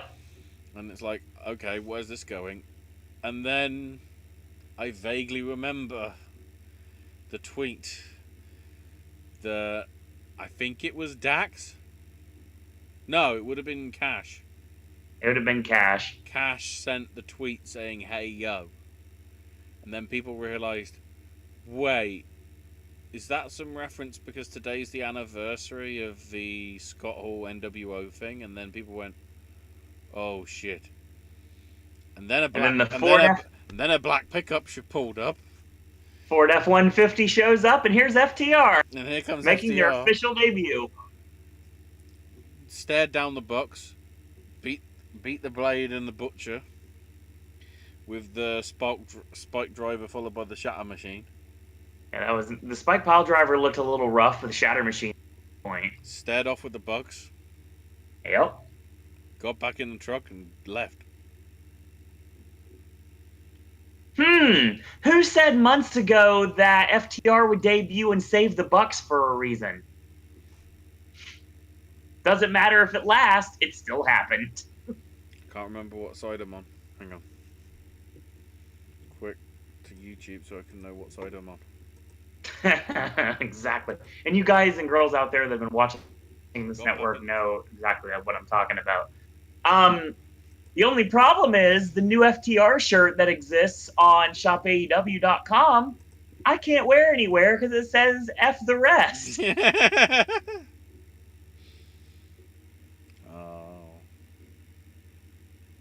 Not like I can wear that on the red circle or anything like that when I'm watching in about 4 months. Then John Moxley's on commentary. Because as revealed a few days back, he has a giant ass bruised tailbone. Oh my god. It's funny, Moxley was like, he comes in and he basically says, like, oh yeah, I'm doing fine, thanks for asking, pulling from the horror makeup show final line at Universal. He did everything except for saying the Cartman line, well, I'm pissed off, Rick, how about you? That's the vibe I got from John Moxley on commentary here. Lee Johnson gets murdered by Brian Cage. Because Brian Cage is the killer of all, and Lee Johnson is basically just there to be fodder, and I'm telling you, he's getting a contract. I can't see a reason why he won't. Moxley. Taz says how he respects Moxley and the dues he's paid. He's the top guy, but he's dealing with a different animal in Cage, and wants Moxley to bring his heart to Fyter Fest because Cage will rip it out of your chest. Beat Cage if you can. Survive if he lets you. I popped for that. I totally popped for that reference being used. Using the old Taz catchphrase for Brian Cage. Cage knows how to do fucking promos. Why are we getting Taz, who, let's be honest, his commentary has been... I mean, hell, it's a joke on blooming Botchamania. He isn't all that great in the talking anymore. Which, one, admittedly, the Taz execution of that promo was good, but secondly, Cage is good at promos. Why are we making him... Why...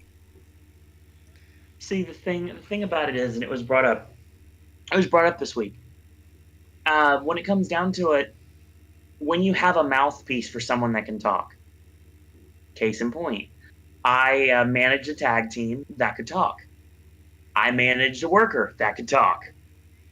And it was basically like 50-50. I would set him up and he would knock him down. And it worked.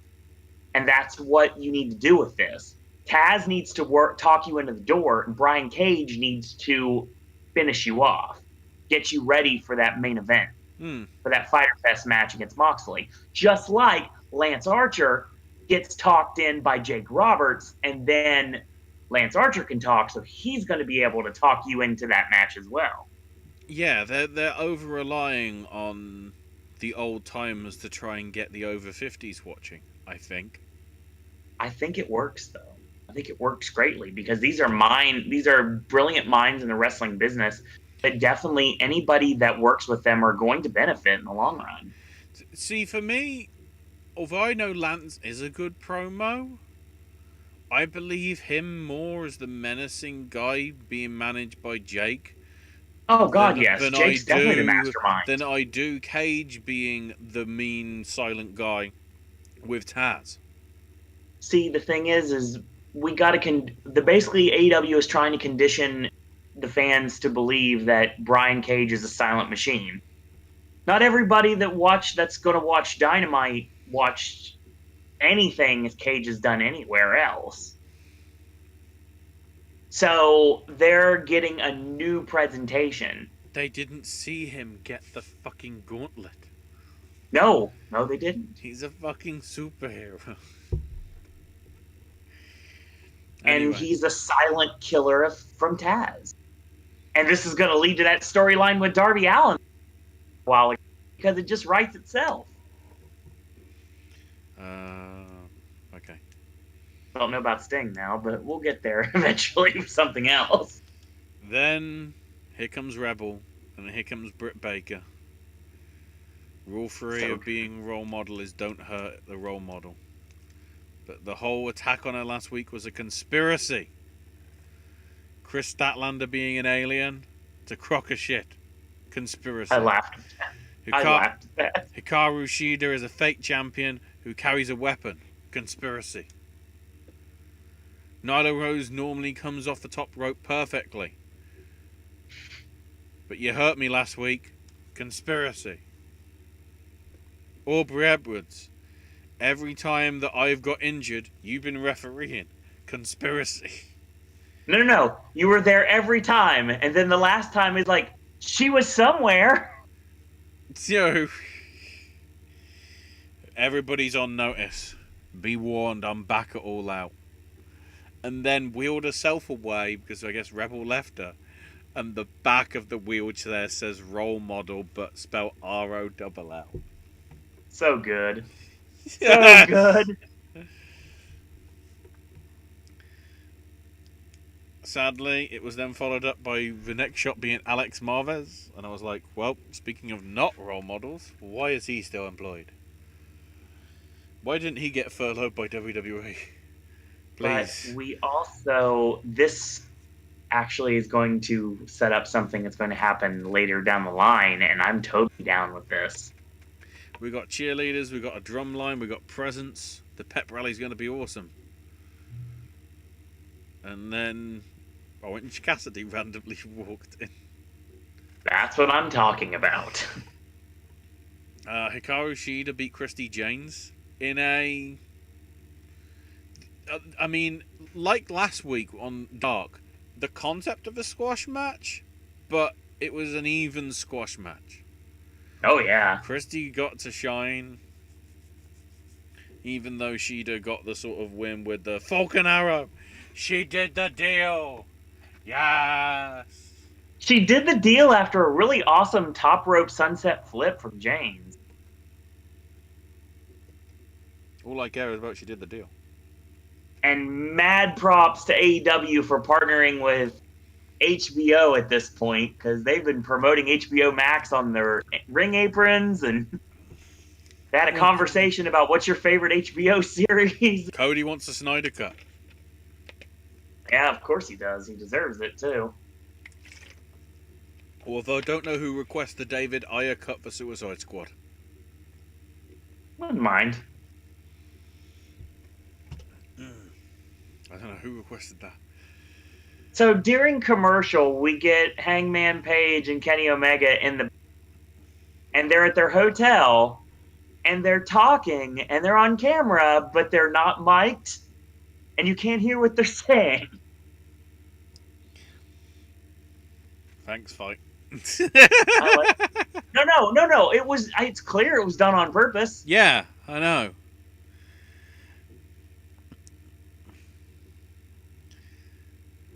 So then Cody has his promo with the bleeding as you described it, because Ali's still going after QT and Brandy's like, no. You shut up and watch Cody now. It's like QT Marshall, who's how old? Is acting like the teenagers from like American Pie. And Brandy's having to be sort of the proper parent that's stopping it. So, okay.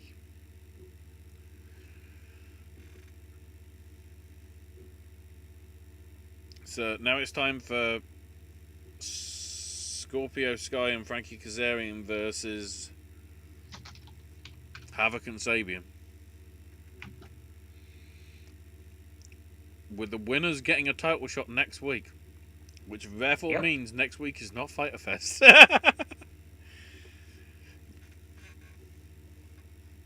And good back and forth match.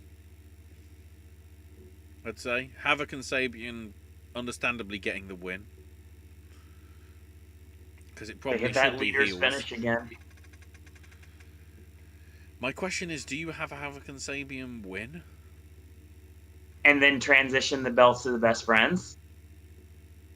Yeah. Do you have? Yeah. Do you have?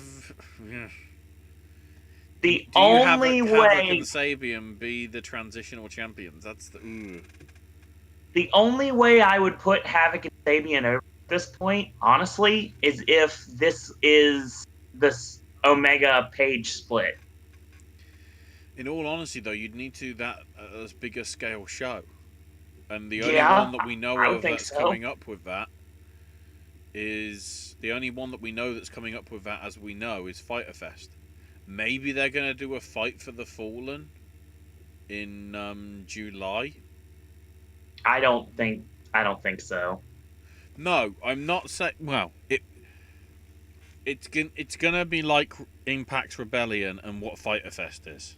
It's gonna be a Special edition Dynamite Dynamite. special, but it's gonna have a different name on it. Like, oh, what was it? What was the one that AEW did last month? Or was it no? Would have been April. You know, that had the Hager match. Mm-hmm. I can't remember what they called that. They gave it some sort of fancy title, didn't they? I believe so. But it's that sort of thing. So then we have MJF and Wardlow. MJF saying how he hasn't had a title shot. Wonders if somebody has got it out for him.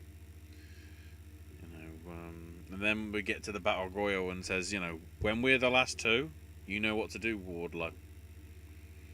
And Wardlow went, and MJF, but nothing.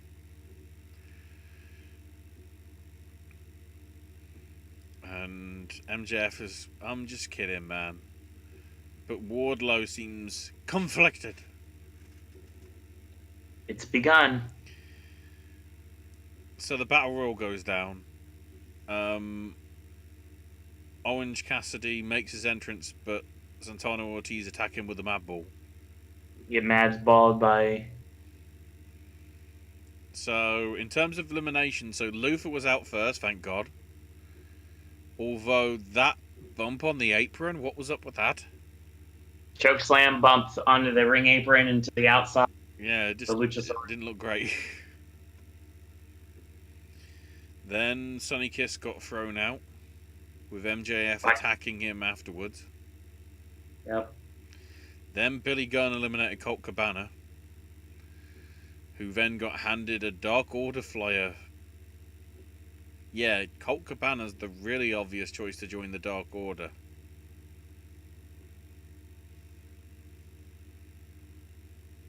Try and go with somebody that you might think would be somebody.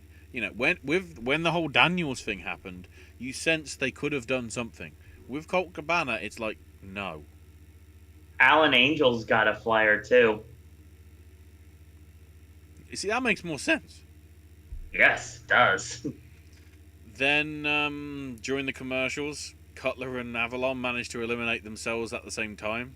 So, Yep. Of course. Marco Stunt eliminated Daniels. In sort of an upset, except then Wardlow just press slammed Stunt to death. MJF and Wardlow then managed to get out Billy Gunn and Luchasaurus. Then Orange Cassidy came out of nowhere. MJF went for the Diamond Ring shot, but ducked it, and MJF hit Wardlow. And Cassidy and Jungle Boy managed to throw out both of them. So it's Orange Cassidy or Jungle Boy in the final two. They had a nice little sort of final two style, battle to try and get each other out. But I liked it. Eventually, the head scissors meant that Jungle Boy goes through to face Cody next week. I'm trying to think, we've also got Omega and Page versus Havoc and Sabian with the tag belts on the line. Jericho's in action. Against Colt Cabana. That's why you shouldn't join the Dark Order. If you join the Dark Order, you just get in shit. If you join the Dark Order, you do not face Chris Jericho. I think Orange Cassidy's facing Chris Jericho, And and that needs to happen. Brian Cage is in action as well. Well, they haven't Yes. said against who. Not Shoddy Lee. So Not this time. Here comes the pep rally, introduced by Vicky Guerrero. Who was a cheerleader herself, so it makes sense. Sammy Guevara had participation trophies. Santana had individual gifts for everybody, including the picture of Mark Anthony framed for Jericho. That was great. Jericho gave Sammy a scooter.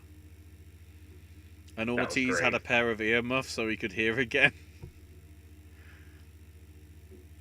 Jake Hager had a poem and then said he couldn't wait to run over the Elite with his Tesla.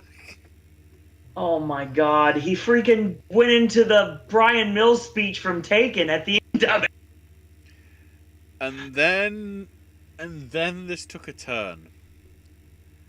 Because Sammy's like, what do you really want, Chris, though?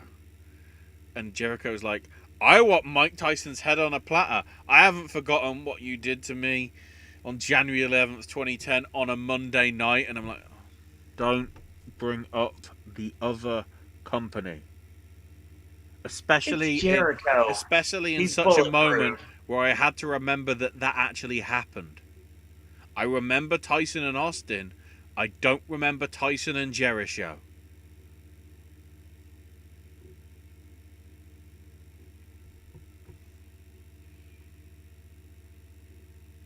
And then bloody Tyson's entourage comes in with actors that I've never fucking heard of, alongside like Henry Cejudo and Vita Belfort from the UFC. Rashad Evans was there. Yeah.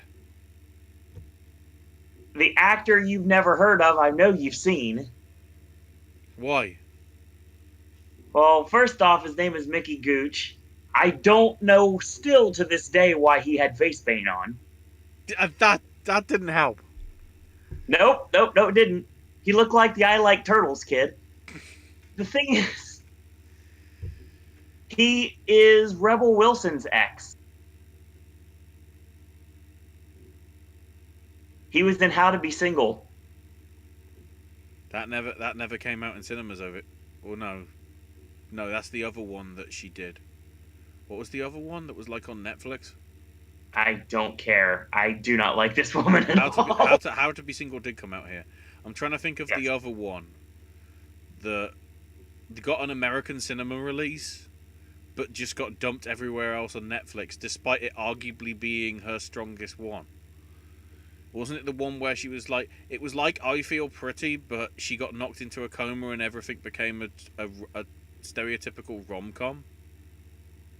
No idea. Her best role was Pain and Gain, and no one you could fight me on. So basically, Tyson's like, you deserved that 10 years ago, and they got into a giant fight, and I'm like, I love this. I love this because Tyson showed his inner Lex Luger when he couldn't tear his AEW shirt off. That was the best bit. I don't care about Jericho and Tyson. I do, and it's gonna be great. When we have the proposition of a 3-round charity match between Holyfield and Tyson being on the table to happen, I'd prefer to see that at All Out rather than Jericho and Tyson. I'm okay with it. It gets good publicity for AEW, and it's going to be what the Mickey Rourke match at WrestleMania should have been.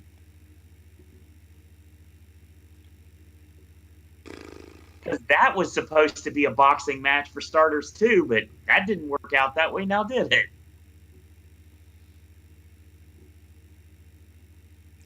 Thing is, we know how boxing matches go most of the time in wrestling. Not good. WrestleMania 2 was bad. I have faith in Chris Jericho. Butterbean was bad because, well, we saw the Brawl for All. We saw the Brawl for All Dark Side of the Ring. It was supposed to be bad. So yes. The thing is, though, at least in my opinion, if you exclude the Taz cage shit and just cut out the whole when the thing turns to Tyson with the pep rally, the opening bit of the pep rally I love, especially the Elite and Tesla stuff, but how it suddenly swerved to Tyson when Tyson was only involved with nothing to do with the Elite. Unless that was actually Cody on the sidelines covering his mouth with the play calls. Still haven't verified that. For me, it's rather told that the over 50s, who you'd have thought would be the most interested in Tyson because of the nostalgia, watched more NXT than they did AEW. Admittedly, every other demographic was more AEW than NXT, but considering how the largest proportion of both their audiences are supposed to be that over 50 demographic, even though both companies claim that they're supposed to be for everybody, it's obviously those people that you want the most to attract in and stuff. I look forward to Cody and Jungle Boy this week for the TNT Championship. Should be solid. And the FTR are going to sit down and have a nice little sit down and with Shivani though. That's the best bit. Yep. Shivani's doing the interview. That'll be real good. Worth quickly mentioning NXT UK because they did air some of the dark matches from the various shows that they've done since the taping started. So they had from March this year, Finn Balor beating Kenny Williams with the 1916 DDT. Followed by Rhea Ripley beating Nina Samuels with a Riptide, which was October 2019, which was her last NXT UK match before she properly transitioned to just being an NXT Florida star again. Killian Dane beat Travis Banks, which was part of the Download Festival tapings from last June. No, it's part of an old WCPW tape. No, because it was actually at the Download Festival. It didn't look like it was from a wacky warehouse. It actually looked like it was a proper wrestling show. I know WCPW and Defiant couldn't help the choice of buildings, but just some of them weren't great.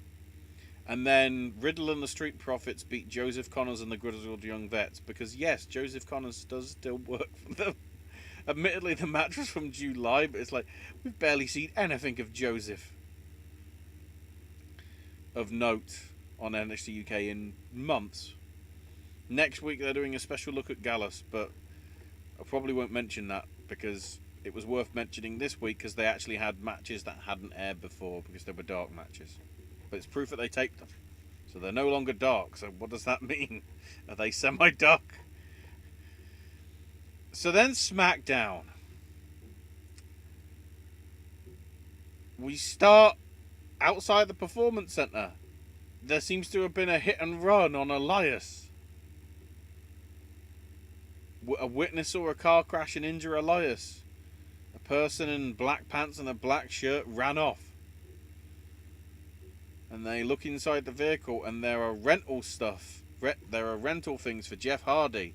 And they go, there's a strong smell of alcohol inside this car. And then Kayla's randomly with Strowman, who said that he saw it and saw somebody run out.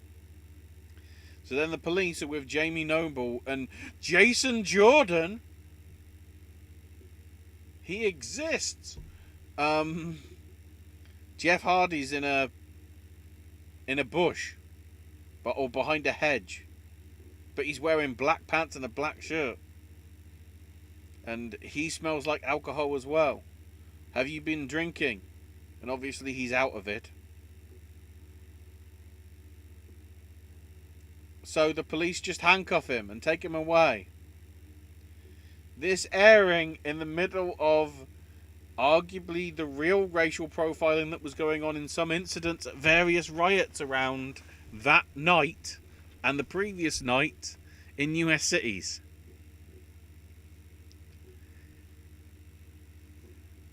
they could have worked out something else to do in this segment, considering that this was filmed on Tuesday.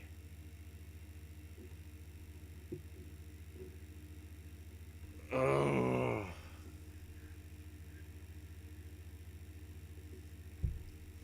I mean, okay. If Hardy says it's okay to do, then fine. But at the same time, I still feel conflicted about anything to do with this.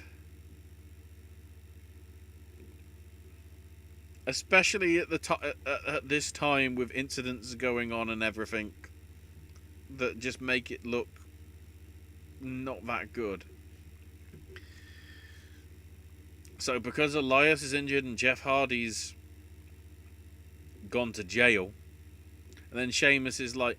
The key thing I did like, though, about this is when you looked at the wrestlers, you've obviously got Sheamus, who's in dark joggers, but also has a dark t-shirt. You've got Corbin with dark clothes on. But then you've also got AJ with dark clothes on. You've got Cesaro with dark clothes on. And you've got Nakamura with dark clothes on. Anybody could have done that. I like the fact that they aren't trying to make it obvious that it's Sheamus. I think the inevitability is that it's probably going to be Sheamus. Especially with what happened at the end.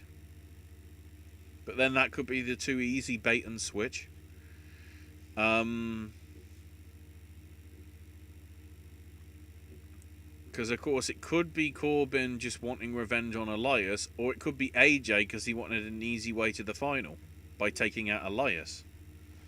And who gives a damn about Jeff? Let's let him be the fall guy because we'll take advantage of the situation. And then, of course, technically, Cesaro and Nakamura could be considerate in that, they're being ordered by Sammy to do this to basically make sure there is no champion. So Sammy can come back and saying, why has anybody else got the belt? You haven't been able to crown a champion. So, but then I'm probably thinking too much fantasy my way and not how Vince thinks. So, Eventually it results in a battle royal happening next. The winner facing Daniel Bryan in the main event of the night. And the winner of that faces Styles in 2 weeks in the finals of the IC tournament. Which may or may not be at Backlash. They might just do it on Smackdown because it's the Cruiserweights. The Battle Royal happens. Jey Uso somehow made it to the final too. Sheamus eliminates him. And Sheamus versus Daniel Bryan, which makes sense because you'd have thought, if Jeff lost, then he'd take the place, but whatever. Then Sonya promised to defeat Lacey Evans, but Lacey Evans appeared in the background and pushed her to the ground because things. Shorty G arguing with Nakamura and Cesaro, saying how he had his opportunity taken away. Yeah, basically,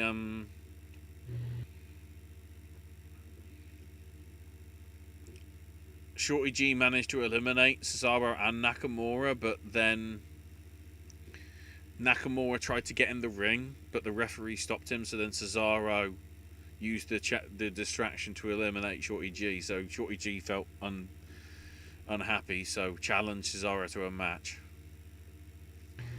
Sonya Deville, Lacey Evans, which was a good match.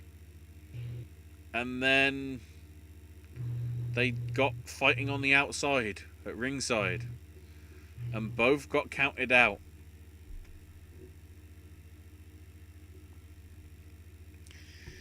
Sonya grabbed the headset. Basically, Lacey wanted Sonya to get back in the ring, and she said, "No, you're facing me on my terms." And it's like, okay.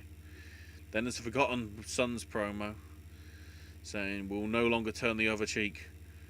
The blood's on your hands. Now it's time for your blood to be on our hands. And I'm like, yep, that's nice. I don't give a shit. A moment of bliss with New Day, which gets interrupted by Bayley and Sasha. Which basically they go, well, it's fair for you to be out here because Bayley, you have the SmackDown Women's Championship. Where's your belt, Sasha? And Bayley then says, well, after Sasha herself actually gets to say something and says how they put the women tag team belts on the map. And I'm going...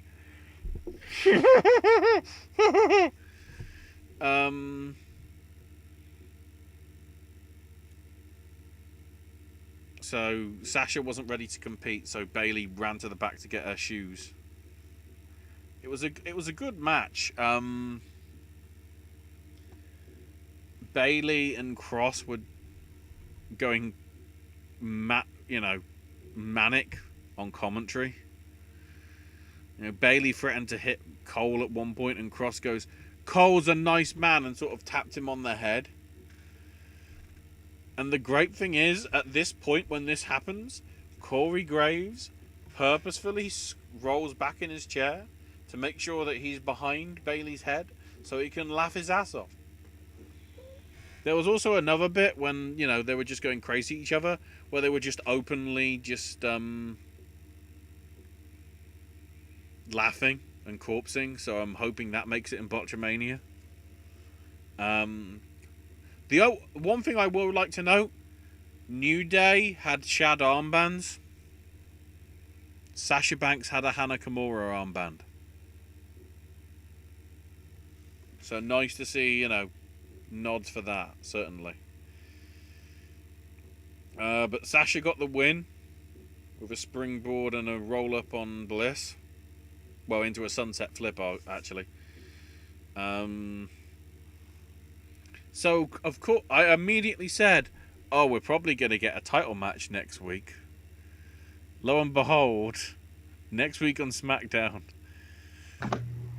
Sasha and Bayley versus Bliss and Cross in a tag title match.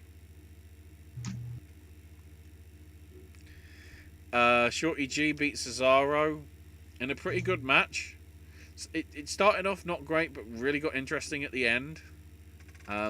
Shorty G sort of getting a roll through from a powerbomb attempt from Cesaro to steal the win. So then Otis, Mandy Rose and the briefcase at poolside having some champagne, and Rose took a nap and Otis decided to go into the pool. But then Mandy had a dream. And the dream was Mandy's interpretation of the PG version of that scene from Fast Times at Ridgemont High.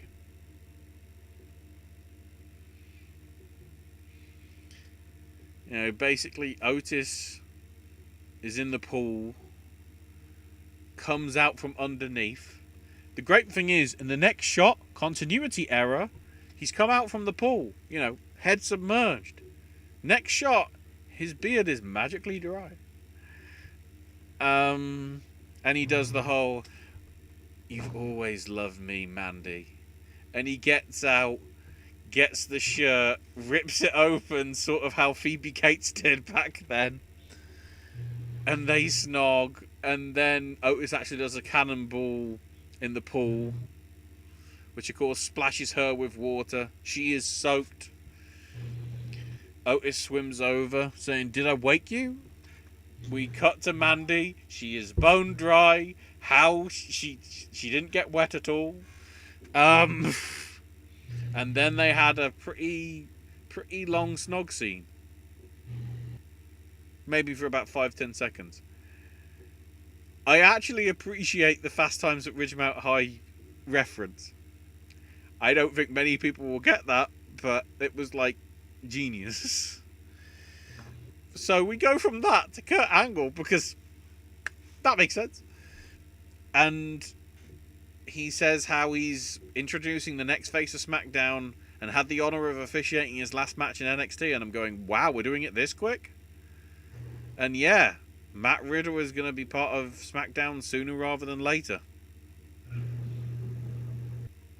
And then Daniel Bryan beat Sheamus in the main event. Mainly because Jeff Hardy came back. Sheamus yelled at him, but then Bryan used the distraction to hit the running knee and get the win. And then once the match was over, Hardy jumped Sheamus. Sheamus ran off. And it was like, why is Hardy here? He was arrested. And then they finished. So instead of having the stupid long as they did segment for the first 20 or so minutes of the show, with the whole, Battle Royal being set up and the car accident, they could have had the thing that they put out as a press release. And I don't think they even did a video. They put out a statement, in kayfabe on the website. In kayfabe, not breaking kayfabe. Basically saying how they did the alcohol tests on Hardy and he couldn't have been drunk, therefore he couldn't have been driving, so he was let go from Orlando police. They only decided to do that after the show was off the air, when probably people weren't paying attention. Great planning, Vince. Can't wait for this week. The other stuff from WWE, Tony Nese beat Tyler Breeze on 205 Live. Pretty solid match. And Tahuti Niles beat Danny Burch. Good match as well. And then on main event, Bianca Belair beat Ruby Wyatt, and Shelton Benjamin beat Akira Tozawa. The thing that's worth noting, even though these are obviously the C or D shows, is that fair to say, Owen? Probably, because not many people know they're... They actually felt better than Raw and SmackDown. One, because they were shorter, and two, because the crowd actually helps those shows get better. In all honesty. Rather than just being in front of an empty crowd, because it's like people actually acknowledging the show exists. So more crowd for that, less for the others, thank you. In terms of the MLW stuff, sadly the second match that they showed was the match with Shane Strickland to win the MLW World title from July 2018. Although it was a good match, it was just a shame that because there was a lot of stuff that he did back in the original days. They only had one of those, which was when Homicide beat him from January 2004.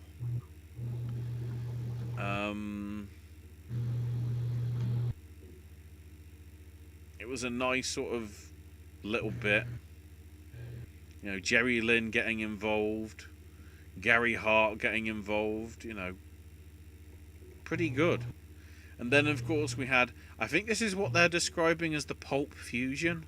So it's just like random clips to epitomize the sort of current situation that's going on.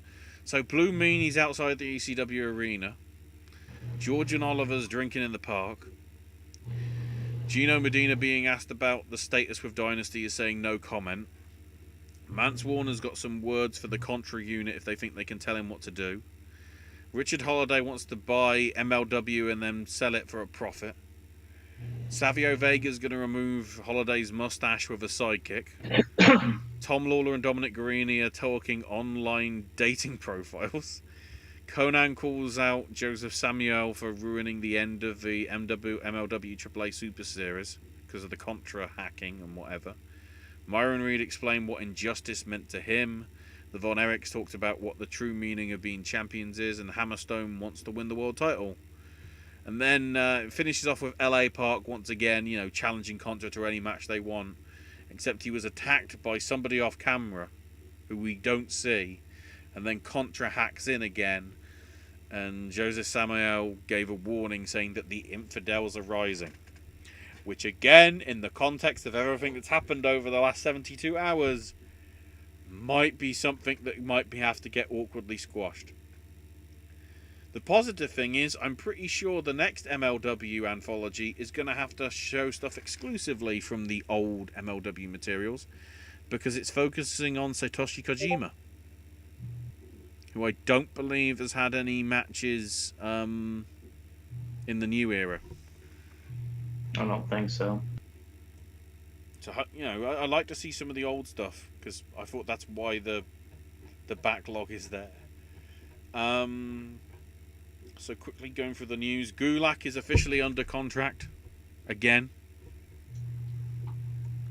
because the bio, which was on the alumni page, is now on the Smackdown. He was part of the Battle Royal as well, so it's good to see him back.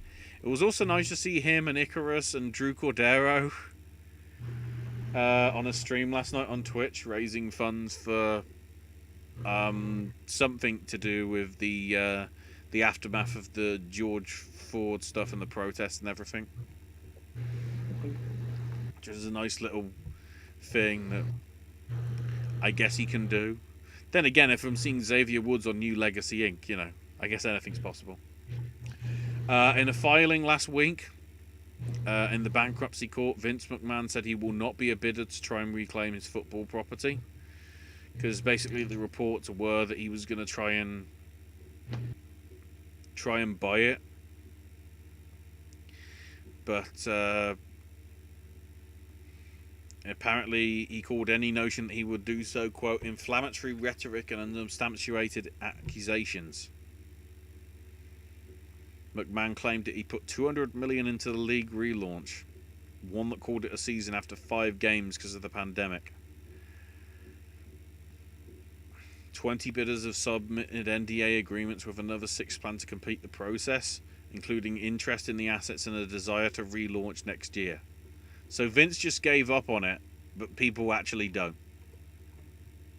Why doesn't Vince do that with him being in charge of the bloody wrestling? We might get somewhere. AEW Double or Nothing apparently did really good buys on pay-per-view. And apparently the countdown that aired on Friday night after Smackdown actually got close to 350,000 viewers on TNT. So I guess that worked. Oh, here's the big one. Kairi Sane got injured at the tapings. It will air tomorrow. Apparently it was a significant head cut when Nia threw Kairi into the stairs. All the word is it seemed to be an actual accident. It's just the problem is people have put 2 and 2 together because it's Nia Jax and it's injuring somebody. So it'll be interesting to see if they edit that out at all. I don't know. The viewership dropped down constantly over the 3 hours of Raw. Started at a 1.81 and dropped to a 1.67 overall, which is their second lowest number in history, not including holiday shows. So, which I guess technically, as it's Memorial Day, I guess it was a holiday show. The positive news now. Vice TV is touting the rating success of Dark Side of the Ring Season 2. So they're in talks for trying to do stuff with Season 3. They really want to go and go international for Season 3. So until Japan. that is an option, yeah, they stressed Japan. Probably they stressed Japan in the Sports Illustrated article about it. Right. Which I'm guessing with that opens it up to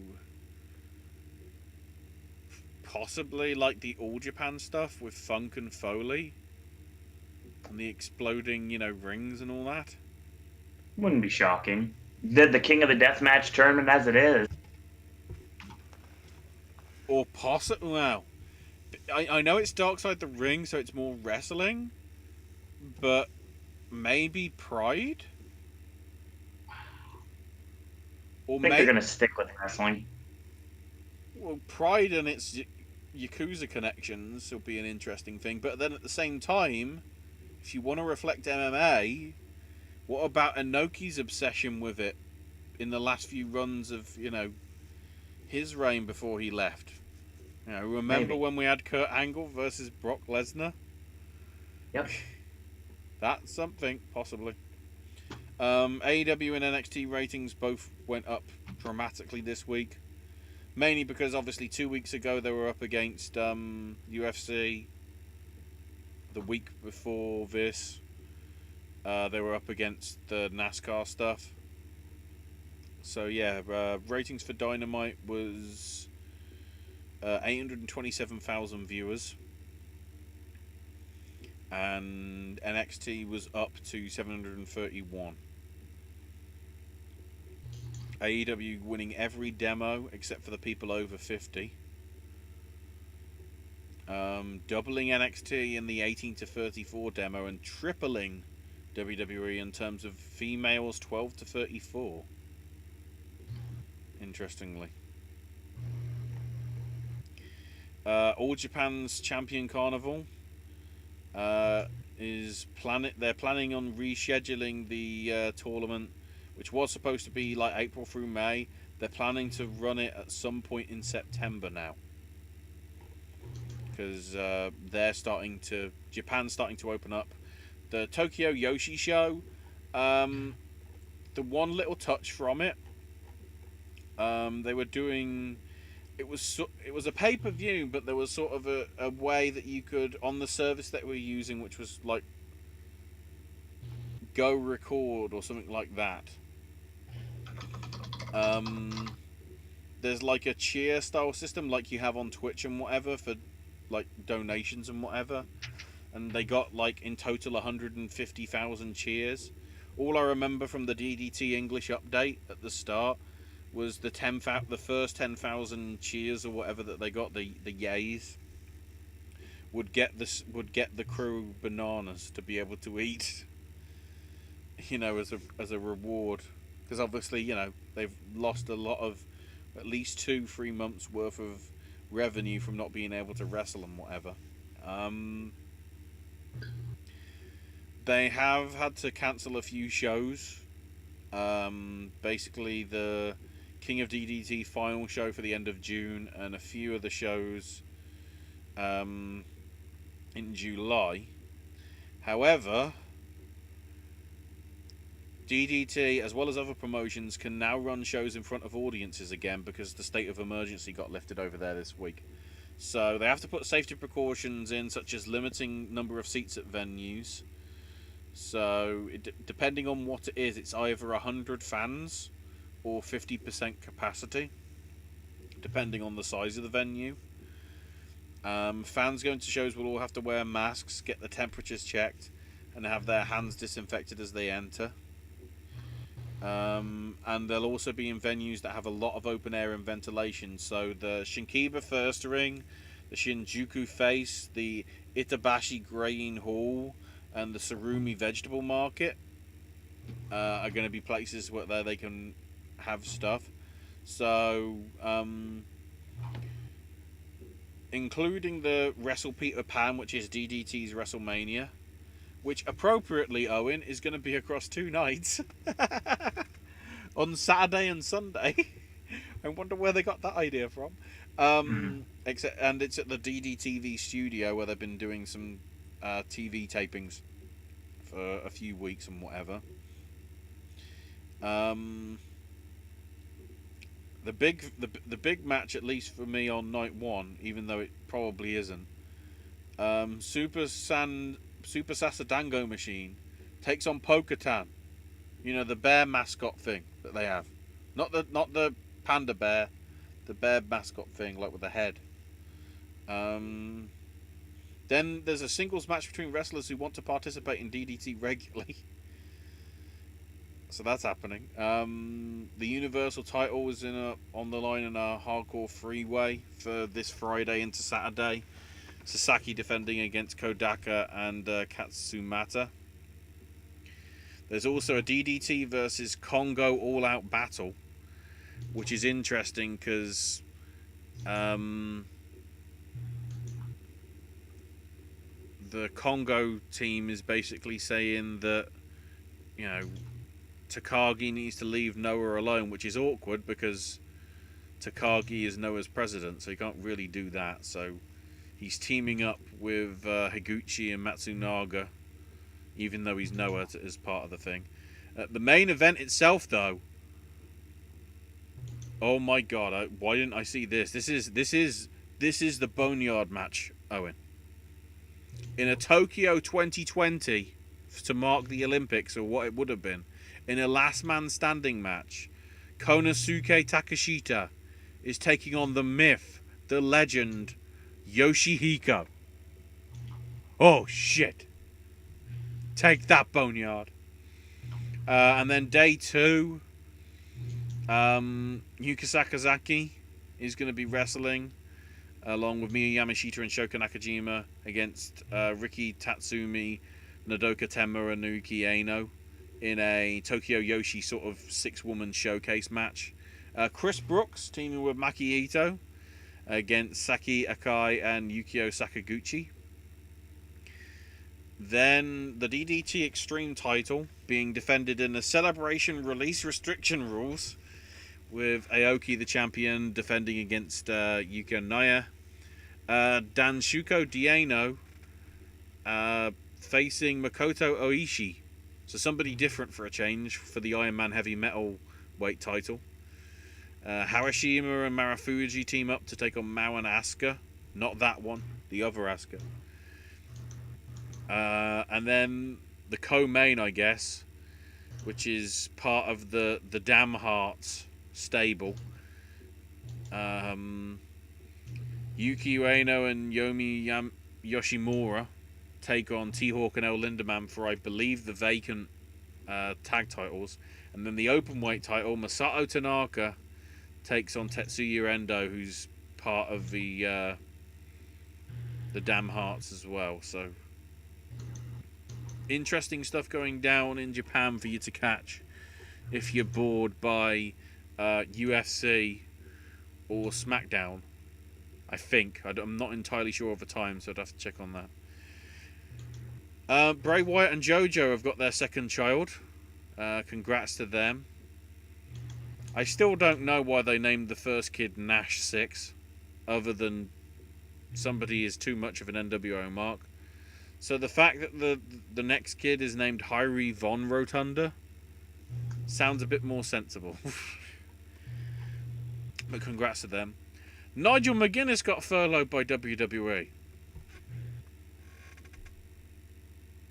Because of course he did. Jericho spoke with ESPN's Mark Raimondi about obviously the angle being that AEW is trying to do something with Tyson and Jericho in some shape or form. If it's part of Fyter Fest, I wouldn't have a complaint. If it's part of All Out, I probably would. An interesting note, I don't know if you saw this, Owen. The Stadium Stampede filmed from 9 p.m. to 6 in the morning on the Friday into Saturday. Apparently they only had 3 hours to edit it. So I'm wondering why they had to have it ready by 9 a.m. when it didn't air until like 10 p.m. If that. Might have been 11 p.m. Smackdown had a 5% increase in viewership with an average of 2.15 million viewers, which means once again Smackdown's getting more viewers than Raw. I know in theory it should do because it's Fox, but yay. Probably because of, well, I was going to say probably because of Nia Jax, but also, you know, more recent, well, in a few years back, we obviously had the botch with Seth and Sting. WWE is banning the buckle bomb. Yeah, it's like Shane Helm said on Twitter. Yeah, about how he executed the vertebreaker safely every time. Yeah. So, yeah. Plus, when you think of how many times did Seth do the buckle bomb? hardly any in WWE, Yeah. from what I remember. Whereas that was... Naya's done it a few times, except the obviously the one that she did, 6 weeks ago was the one that caused a lot of what you're doing. She's not very good at it. Dijakovic being called up to the Raw roster. The fact that this has come out now from Meltzer at the same time as the reports were coming out of Riddle, I'm wondering whether something is happening with that on the tapings that are airing tomorrow, of which I have concerns. But we'll see. There's the thing about the cost-cutting measures. As much as 20% pay cut to some producers and referees, apparently. And a number of executives and officials will also get the pay cuts. The sad thing is, this isn't because, they need to save money. It's because they're trying to make the balance sheet look better for the bloody AGM and whatever, which is...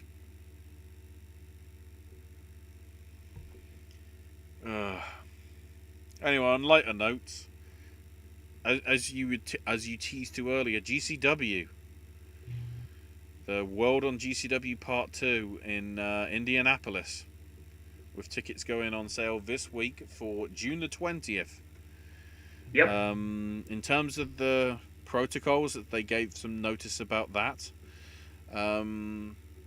It's an outdoor open-air location with 250 acres of event space. Fans will have to wear face masks that will be provided for free for those that need them.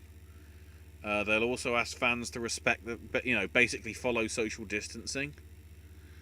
And attendance will be able to space out because general admission is standing room only. Ringside seating will be reduced by half, which will stagger the configurement so there's a safe distance, for social distancing and all that. And no fewer than 12 hand sanitizer stations will be on the premises.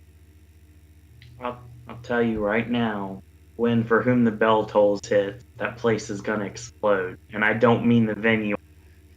My problem is when Nick does his entrance, how the hell are you going to do that social distance? They're not going to, and it doesn't matter then. Everybody's wearing a mask. It's good enough. Probably. So yeah, some other shows did actually happen last weekend. Burt Prentice ran USA Championship Wrestling last Friday, so 9 days ago, in Dixon, Tennessee, before 150 fans, with city officials on hand to make sure everything ran according to guidelines. Prentice also ran Saturday in Jackson, Tennessee, with a city official presence.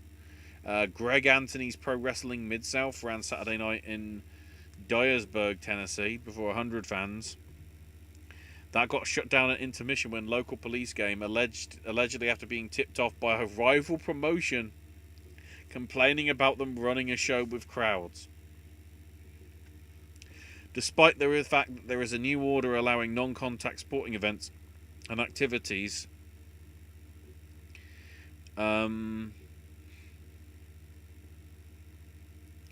this is the confusing thing, because the ruling says that, contact sporting events and activities where there's a requirement or likelihood of routine close contact and adequate social distancing is not feasible are prohibited, but does not apply to collegiate or professional sports under the rules or guidelines of their respective governing bodies. So if some wrestling promotions can, which admittedly were in that same state, because obviously, Prentice worked Dixon, Tennessee and Jackson, Tennessee, but the Dyersburg one apparently was not allowed. So I hope it wasn't Prentice that was doing it. I don't think it was. The irony is, of course, it's not on here, but I've seen it doing the rounds on the... It's probably in the latest news from today that I haven't got to yet from Dave. Allegedly, WWE didn't properly COVID-19 test the wrestlers and the crowd watching for the tapings. They just temperature tested them. And they just asked if they had any symptoms. in a thing which sometimes there aren't any symptoms when you might still have the thing. That's what the park's doing. We're just doing temperature checks. Yeah, but there ain't that much physical contact between people at a park, hopefully. You don't realize what my job is, sir. No, but what I'm trying to say is, you know, the physical contact that you get in wrestling and, like, because whatever. Matt Jackson's been wrestling with a broken rib. Yep. It's amazing. PCW in Melbourne's announced the show for June 27th, but will only be allowing 50 people into the venue because of the restrictions and whatever. Undertaker had an interview with Slam Wrestling, saying how it's about whether it'll be tough to try not to look forward to going and performing a match at an empty warehouse. You never say never, but to make it to Mania again, it's going to take something really, really juicy. Hi, Steve Borden. But he said he'll also never completely retire from the industry completely. May not get in the ring and wrestle anymore, but he'll always be involved within the industry because of, you know, he's been there for 30 years and whatever. Unsurprisingly, Terrace House has been cancelled for at least the rest of this season, following the death of Hana Kimura. Tanahashi was interviewed by Sports Illustrated about New Japan not running shows, saying that running shows now, quote, presents the wrong image of professional wrestling to society and will deal a black eye to the industry that might still remain even after the pandemic ends. Obviously, that was before the restrictions got lifted, but the idea is that he was saying, you know, doing it when the lockdown is in effect is probably not the best. Which is fair. Chris Jericho confirmed the cruise is still going forward, because I guess anything can change by February, so we'll see. A big one that showed up on Friday, Chris DeJoseph, one of the lead writers of Smackdown, got let go. I don't know whether that's a furlough or whether they've got rid of him. No, he's gone. Okay, so it's not a furlough. He's gone. DJ's gone. Ric Flair signed a new WWE contract, and as per that, he sold the rights to the term "the man." That's so stupid. I don't care. That's super stupid. Hopefully Rick got a lot of money, or has got some sort of, like, gets a percentage share. The really interesting thing is the that takeover show that's going to be live. The Adam Cole Velveteen Dream match was taped on Thursday night. Yep. Until 1:30 in the morning. So we know that isn't going to be live. Great. They're going to waste the cinematic wrestling matches. And Bob Kolvik, who produced and played lead guitar on Time to Play the Game, passed away at the age of 70. He also was an early member of Fozzy, apparently, as well. Yeah. Independent Wrestling TV, starting on Tuesday, will be introducing a weekly streaming blocks of Japanese wrestling from Freedom's promotion. So I guess there's more content to add rather than just everything that they've already got going. Ring of Honor Pro Wrestling Tees in the Bradbury Sullivan LGB Community Center in Allentown, celebrating Pride Month with a limited edition Ian Riccoboni Micro Brawlers figure thing, with proceeds being donated to the community center in support of their programs and initiatives. They may still be available on rhproshop.com and Pro Wrestling Tees. They're probably sold out because there was only 500. It's a limited run. Abraham Reisman is working on a biography of Vince McMahon. Somehow. The estimate is 2022 for the release. I can't wait for that to be unauthorized. Interesting that Titus O'Neil, Batista, Police Chief Brian Dugan, and Sheriff Chad Chronister having an hour-long conversation on Instagram yesterday about the whole George Floyd and the racism and police brutality thing.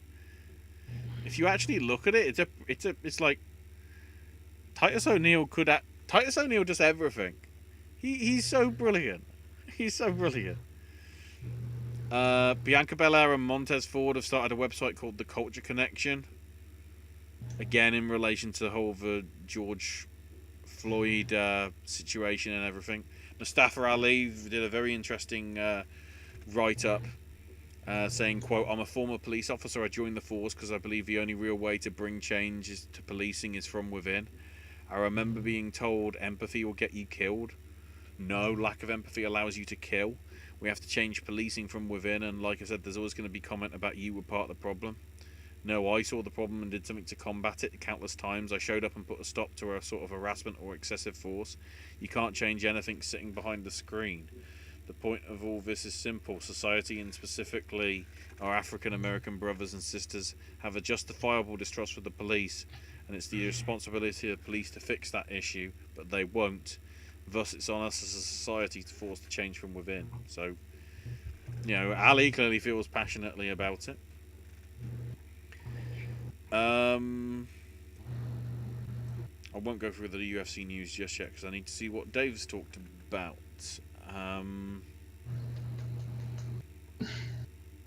1 million total viewers apparently for at the peak for AEW's Battle Royal. If you look at the stats, somehow I don't know how that worked. DVR. Yeah, possibly. Oh, the number being listed for the Smackdown apparently could be misleading. Fast Nationals cover all Fox stations in the time slot, but some preempted it for coverage of the riots would obviously do far more viewers. So maybe the angle that they're trying to say is rather than actually notice that it was Smackdown, they just looked at that time slot for the thing. So, ooh, that's concerning.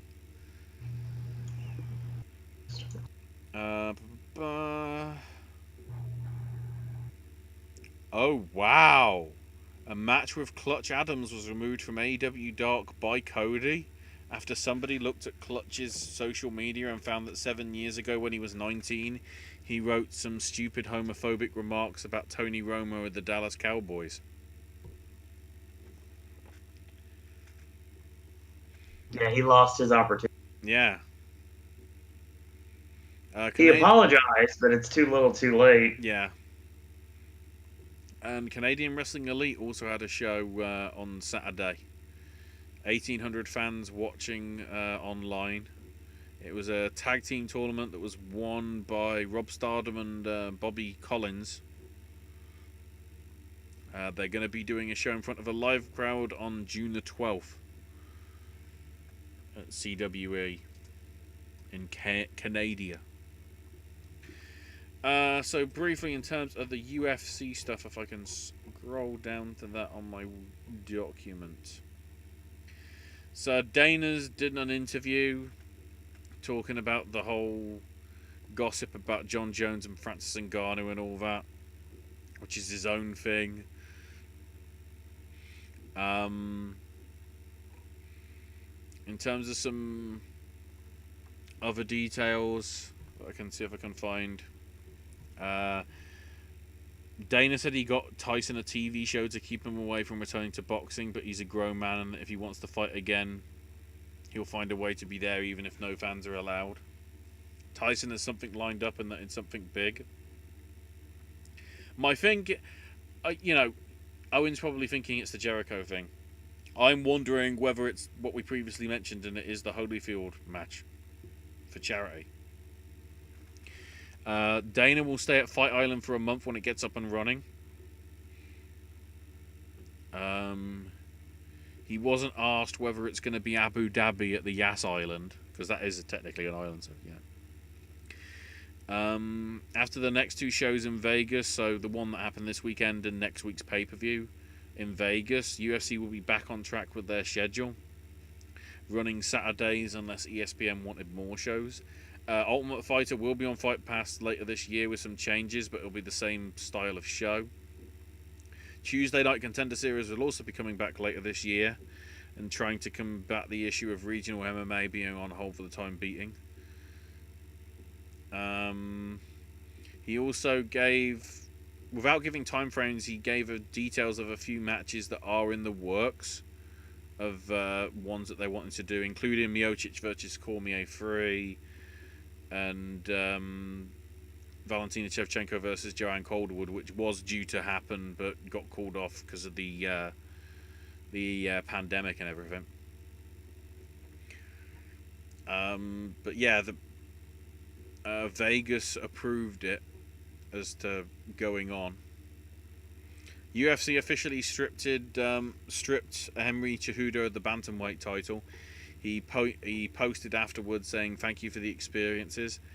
You know, there was a lot of people basically saying how he was basically wanting more money out of it, but they're seemingly stripping the title with the goal, I believe, at the minute being Peter Yan, the number one contender, possibly going to face Yoel Romero to find, you know, the new champion, which would probably be Fight Island.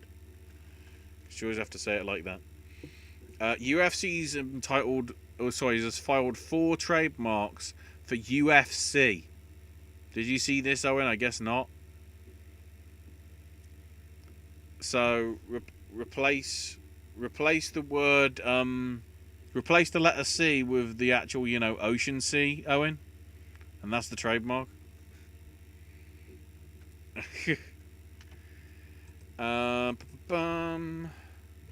Wrong thing. Colby Covington's not a member of American Top Team anymore, which is good.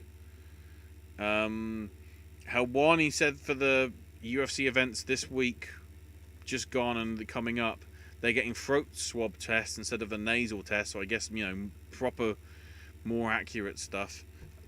Apparently everybody's got to wear a mask at ringside now, apart from obviously when the commentators need to commentate, they can take the mask off, and obviously the ring announcer, which wasn't Bruce Buffer this time, probably because it was an ESPN show, I'm not sure.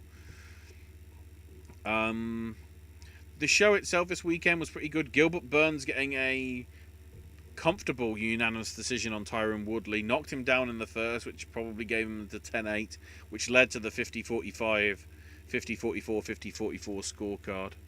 That got him a $50,000 bonus performance of the night. Augusto Sakai beat Blagonai Ivanov. I don't know how one judge gave it 27-30 to Ivanov. The other two, 29-28, I think was either way you could have taken it. I don't see how Ivanov won all 3 rounds. So, whatever. Sakai won anyway. Billy Quarantillo beat Spike Carlisle.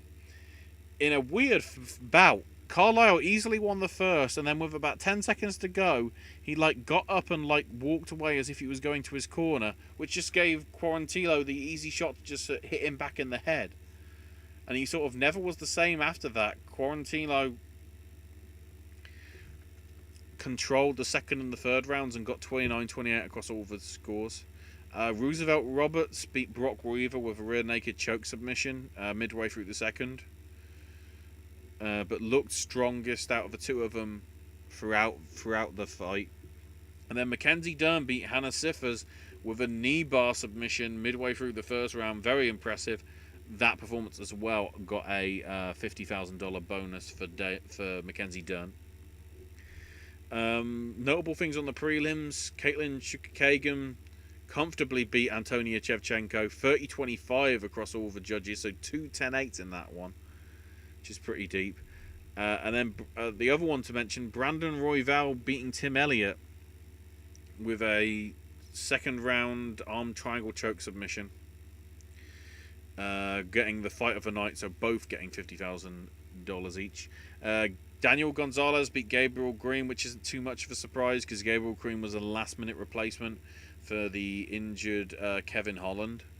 But certainly made a good show of it. You know, went the distance as well. So 30-27 across the board, as I say. Jamahal Hill beat Kidson Abreu with a TKO early in the first round. In the light heavyweight division, in the bantamweights, Casey Kenny beat Louis Smolka with a guillotine choke submission midway through the first. Chris Gutierrez beat Vince Morales as well, late on in the second round with a TKO. I think I've heard that viewership was pretty decent for that, mainly because obviously it was accessed completely on ESPN. This weekend coming though, UFC 250, the pay-per-view. 2 fights on the early prelim card, which is on Fight Pass and ESPN Plus. The prelims will be on ESPN Plus as well as ESPN Standard. Headlined by Alex Caceres versus Chase Hooper. And then the main pay-per-view card in the three bantamweight fights, Eddie Wineland versus Sean O'Malley, Aljamain Sterling versus Corey Sandhagen, and Rafael Asunciao versus Cody Garbrandt. Sandwiched between them a welterweight bout with Neil Magny taking on Anthony Rocco Martin. And the main event, Amanda Nunes defending her UFC Women's Featherweight title against Felicia Spencer. Hopefully it'll be a good card. There's certainly some good strong names that I'm interested in seeing on it though, certainly across the main card and some of the prelim as well, so we'll see. With that, I think we're done. In terms of next week, it probably will be myself and Billy. Owen may run in or something, because NXT is not. I know it is WWE, but it feels like a different set of product, and the card itself actually looks like it's something of interest. Maybe not for Owen because he hasn't been catching up. I don't know. Let's see if I can get the. I just want to look at the list of NXT events, please. I want to know what love is. There we go. Takeover in your house. So yeah, at the minute, the 5 matches we've got is Ciampa versus Karrion Kross, which should be good. Charlotte, Rhea, and Io, which should be good. Balor and Priest, which should be good. Cole and Dream, which should be good, but then I have concerns. If it's already been taped and it's not going to be live. Imperium versus Lorcan and Birch, which should be good. And Keith Lee versus Johnny Gargano for the North American title. There doesn't seem a match there that doesn't feel like it shouldn't belong on the card, I would argue. Which is more than can be said for most of the stuff that's on Backlash the week after. Either way, that's your lot for this week. If it was, I'd be happy, but I have to do rapid fire. Uh-oh. So Hyro and 1SSS were in chat. Oh. And they've been in chat for a while. We've gone way too long. Okay, is Tyron Woodley done? No, I don't think so. I think he's got one more fight in him. Moose being TNA champ more legit than Gronk, of course, because it's not anything to do with Gronk cannot be considered legit. Yep. Why are there interim titles in wrestling? There's been interim titles in wrestling ever since John. Yeah. Technically, remember when Ray won the title and then Cena won it off the same night and then CM Punk showed up? That's, Kurt Angle in the IWGP Championship. Well, Inoki muddied the waters there. I don't know what's going on with G1 Climax. Finn Balor and Walter blame the pandemic. For now. Gilbert Burns going to fight one more person to get the title shot? I hope not. I was concerned, though, how he was number 6 seed, and Dana just said now he's top 5. If you beat the number 1, I'd have thought you deserve to at least be top 3, but whatever. What's up with Walter having long title reigns? Is he still Progress Champion? No, Cara Noir is. Walter dropped the belt because... Hang on. Yeah, Eddie Dennis beat him. via some shenanigans, from what I vaguely remember. Tyson said you stole the championship. What championship does he refer to? What would that have been? Regarding Jericho? Maybe the tag belts? The Show Miz stuff?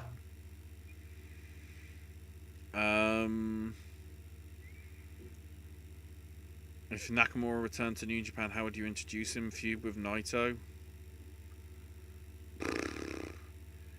If anything, it'd have to be a feud with, like, somebody that's up and coming. So maybe Jay White or Ospreay. Somebody that he needs to get the rub off, but also makes really look good as well as somebody to watch for the next few years. Maybe El Phantasmo. You're looking for somebody that's just coming into that range. Hiromu comes to mind. Yeah, because Hiromu's sort of teasing the whole he doesn't want to be a junior anymore. He wants to go for the big belt. That'd be a fantastic feud. Following the Ospreay route. Who has better athleticism, Willie Mack or Walter? Willie Mack can fly better, in all honesty. What happened to Austin Aries? Good question. He's training now, if I remember correctly. He's doing a training. Volta's champion for so long because they can't be bothered to do any more NXT UK tapings. They can do the stuff in America behind closed doors. It's not like WWE's got its own warehouse in the UK where they could do this stuff because it's behind closed doors.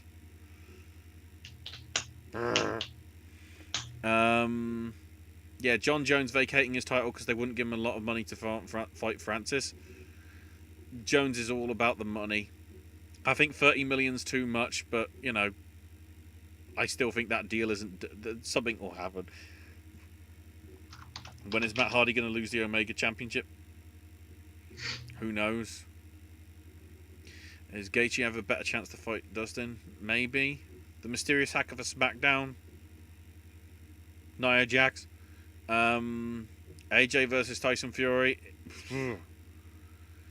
Considering how Tyson seems to be sort of hinting at retirement already and Anthony Joshua sort of has a couple more years left in him, I just want to angle it towards him. Because if Tyson wins, he just basically... That's, of course, if it happens, because AJ's mandatory challenger is basically saying, you better pick me. You know, well, you know, he's taking legal action or whatever. The announcer called Tyron Woodley the former Strike Force champion. That's because Strike Force basically got bought out by UFC, so you can bring that up. Could Matt Hardy beat GSP? I don't know why. What happened to AAA shows? They had those Ultimate Fighter shows over the last few weeks. Lucha Underground Season 5 isn't happening because everybody that was there is now associated with other companies, so that's awkward. How's Ricochet doing with Cedric? Good question. We haven't seen him in weeks. What happened to Ultimo Ninja? I don't know. When's Nia been a good worker? I still say that time when she was actually going face against the heel Bliss for making fun of her. NXT. Yeah. Isn't Ryzen the new Pride? To some extent, but because Ryzen has shows in other countries, it's probably not directly. Is WWE going to raise money in the bank again? I don't know. That briefcase could... I still see that briefcase going walkabout. It's not going to end with Otis.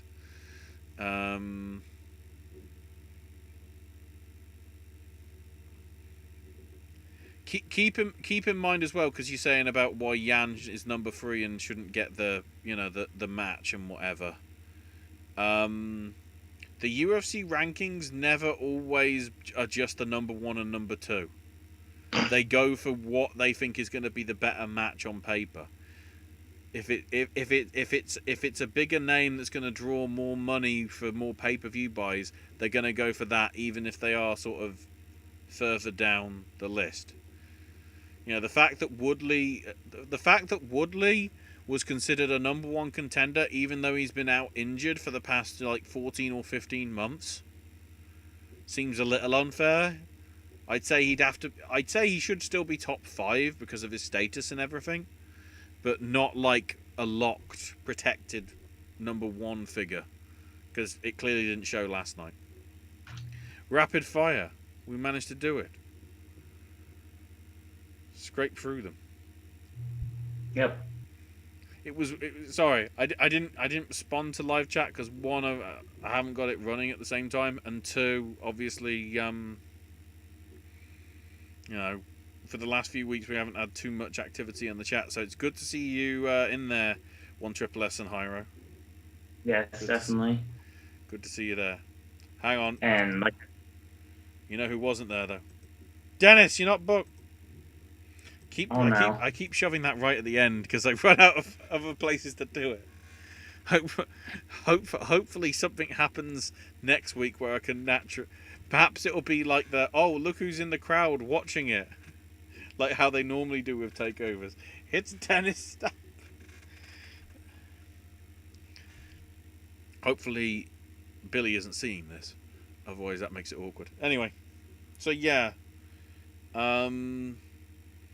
I've got a sip and snack or two to cover. I might be doing something as well as a live stream Thursday, considering if I can get it working and running steadily.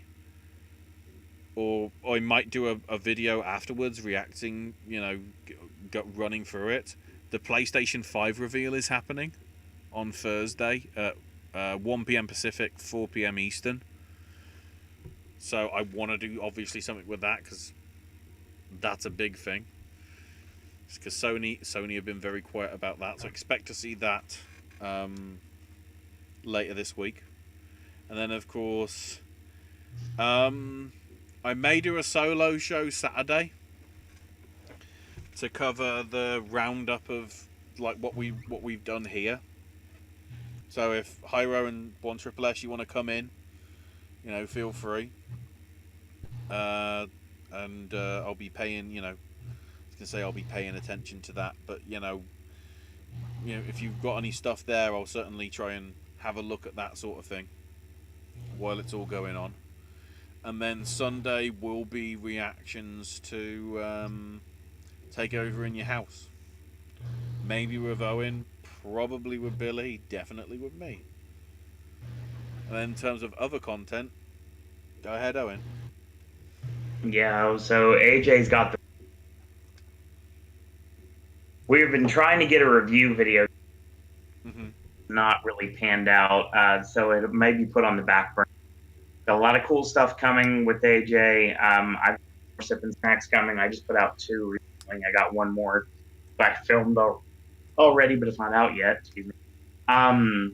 So stay tuned for that. More stuff is coming. Disney, they're reopening, so Voice of Liberty should be coming back here the week before they reopen. So sometime in July is what it looks like.